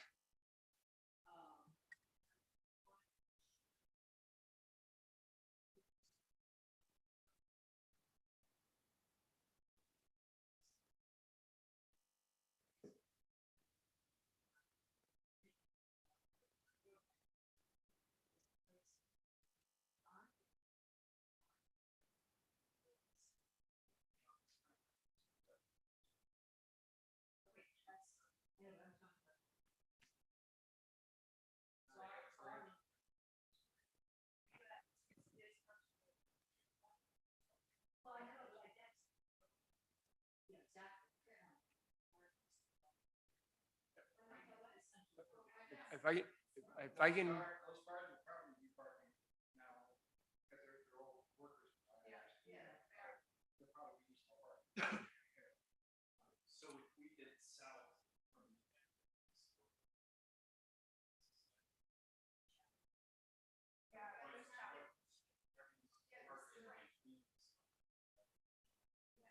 My question is, we have the driveway up to the back of Nick's or, behind the Historical Society. If you make it from that driveway to Connecticut Avenue, that would suck.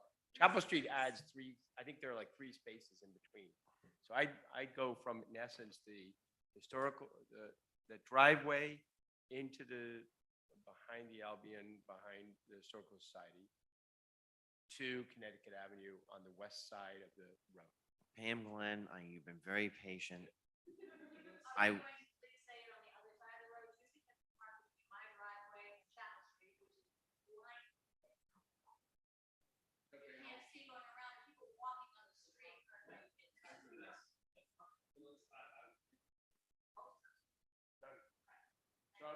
welcome. Society entrance driveway all the way to Connecticut. And I will donate the boulders.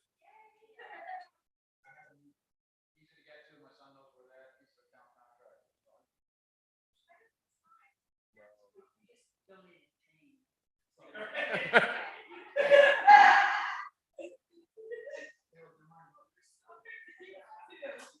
Hold on, okay.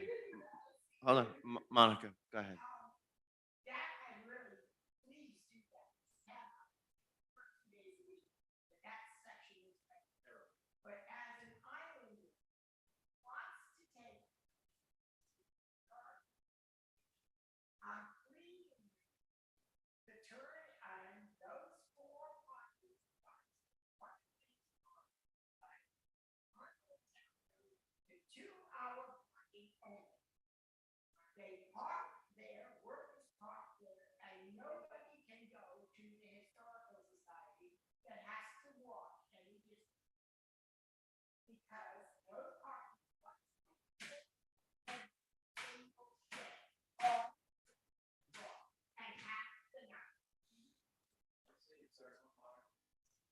I fully agree. But the agenda doesn't read that. So Monica, I like the idea. No, I think no. we need to have that on the next agenda. 'cause No, right- that's Old Town Road. That's on Town Road. But this is a parking prohibition. Yeah, that's what we're doing. But she's saying a 2-hour. Stop it. Okay, if that'll fit under prohibition. When Bridgegate Square was redone, when if I may, when Bridgegate Square was redone, that Fine. bump in, what do you call the opposite of a bump out? Stop talking. I'm speaking, stop it. And the idea was historical society parking. Yes. That's what it was supposed to be. And we keep talking about this, and every year the signs don't go up. So I view those as two things. Those spots in front of the Historical Society are actual parking spots. Yeah. You know what I mean? Which is why that what Sven said about the direction makes sense. But then I think we should add a B to the motion that we put up signs or cones that there's a 2-hour limit in those Historical Society spots, because I've seen exactly what you're talking about, Monica, which is what happens there is people pull in, they park, they lock their car, and they walk to Ballards. Or, you know, I didn't mean to bring up Ballards. Sorry about that. So you want an official motion? I think our facilities manager just stood up. Does he have any input? Please step up to the Please step up to the mic. Is he on the list? Mr. Reesum? How do you work this? The question would be, how are you actually doing this? Maybe you can help me. Are you going to write an ordinance that would then have to be adopted over time, or is there a way to So do that? currently, the way the ordinance is written, it allows the council to do that.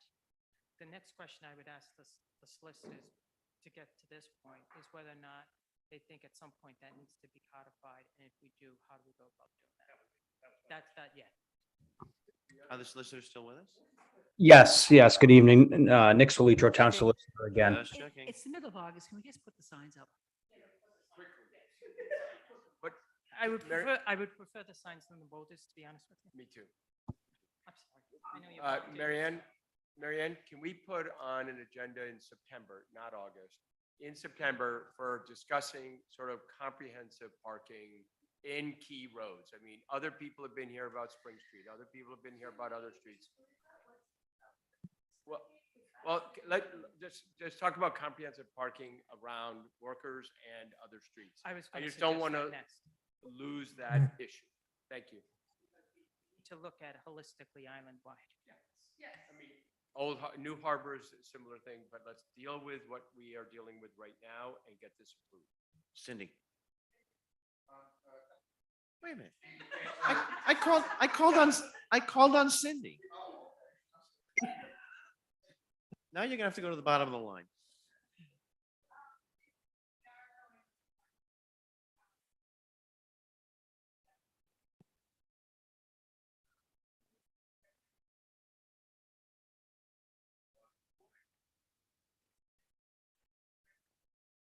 Let's have no parking there anyway. It's not used.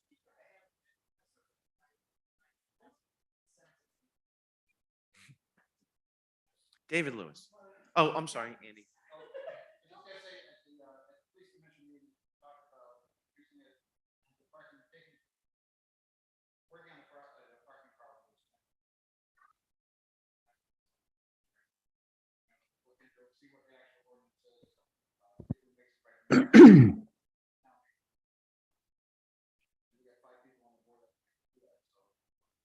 Sure. All right. Won't be my plate. All right. Appreciate that. David. Excuse me. I was mopping up water before the first meeting started. I really like what I'm hearing. I'm in almost full support. I really don't like the idea of putting boulders down there, and here's why. We have a pedestrian problem one. Well, maybe. Just because Andy said it doesn't mean it's gonna happen. Well, I was sort of taking that for granted that maybe he was joking, maybe he wasn't joking. Oh, we're not putting boulders. Well, that's great. Because anyway, since I'm here and have the mic, This is exactly why. This is and why that's we. that's exactly the point I would make, just a little less emphasis but directly to the point. And if gives the, if there were boulders there or any other obstruction, it just impedes pedestrian traffic 12 months a year, not 5 months a year. Thank you. Yeah. Do you need, an official motion? Thank you, David. Or are we done? I think we need a motion. Okay, I'll make a motion, right? I make a motion that we have no parking on Old Town Road from the Historical Society driveway entrance all the way to Connecticut Avenue, and that we have 2-hour parking in the lots at the Historical Society cutout, or whatever that word is. Folks, if I could just jump in, Nick Solitro, Town Solicitor. In reviewing your ordinance, it does indicate that any parking regulation, whether it be an outright ban or a time restriction, be passed by regulation. My interpretation of that, I think it'd be best practice to pass an ordinance to do that. The thought being, this is something where people could be issued tickets or towed or what have you. And it's best to have those on the books that we can point to with respect to somebody violating that ordinance, as opposed to it simply being by motion of the town council. So I think it'd be best if we put this matter on the next council agenda for passage of an ordinance dealing with this specific issue. I think that's best practice here. Thank you, Nick. Thank you, Nick. And Millie, take the public down the ordinance creation. Is it a public hearing? Got to be posted?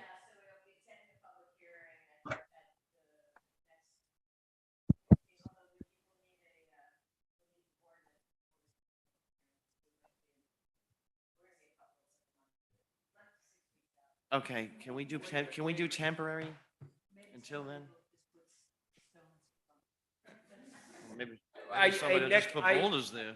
I would like to, Keith, Nick, are you still on the phone? I'm with you, yes. Yeah, I hear you. I appreciate it, and I think you are exactly right.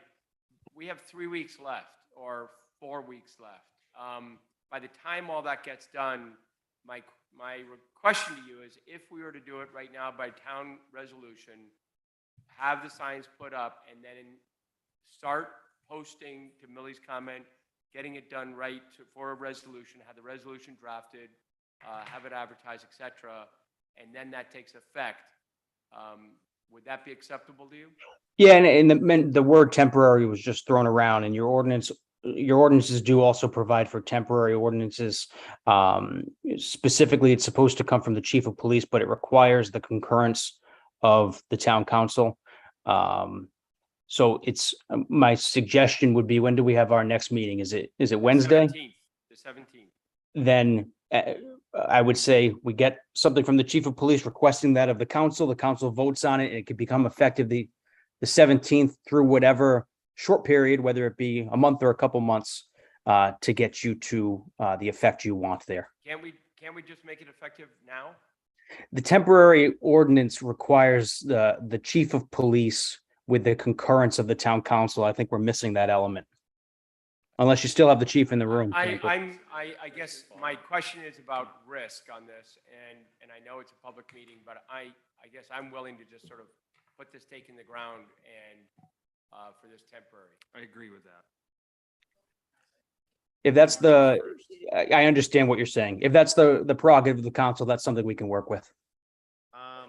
And then long term, I would want an ordinance, but Yes, if I it's, agree with that. I agree with you, and let's do that. Okay. I think in the 3 weeks period, I'd love to get those signs up. especially if it can improve the safety for even one incident, I think it's worth it. so dangerous walking Yep. there with the cars there and people coming around. So that's my fear, and we need to act for health and safety. Thank you. Eli. Thank you. Thanks, Nick.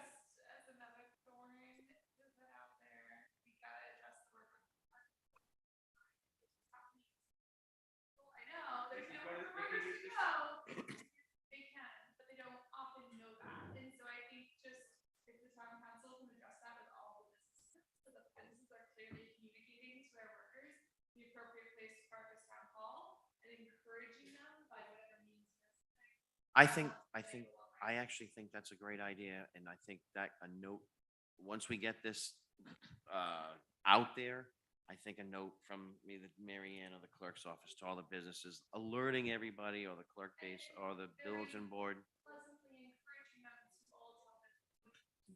Wait a minute. Town hall is not like free parking for everybody in town 24/7. We have weekends when nothing's going on here. In the daytime, there are people who work here.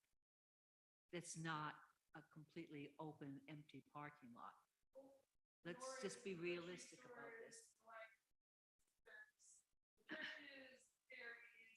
The church, I can tell you one church parking lot is full right now. I just got a text from the public. If the public needs to speak, they got to get up to the microphone because nobody can hear you out there. Are you done? But yeah, I'd like to see a commitment from the town council to also address worker parking at the same time. As someone who worked at the National and got way too many tickets, it sucked because there was no way to really. I lived on the west side.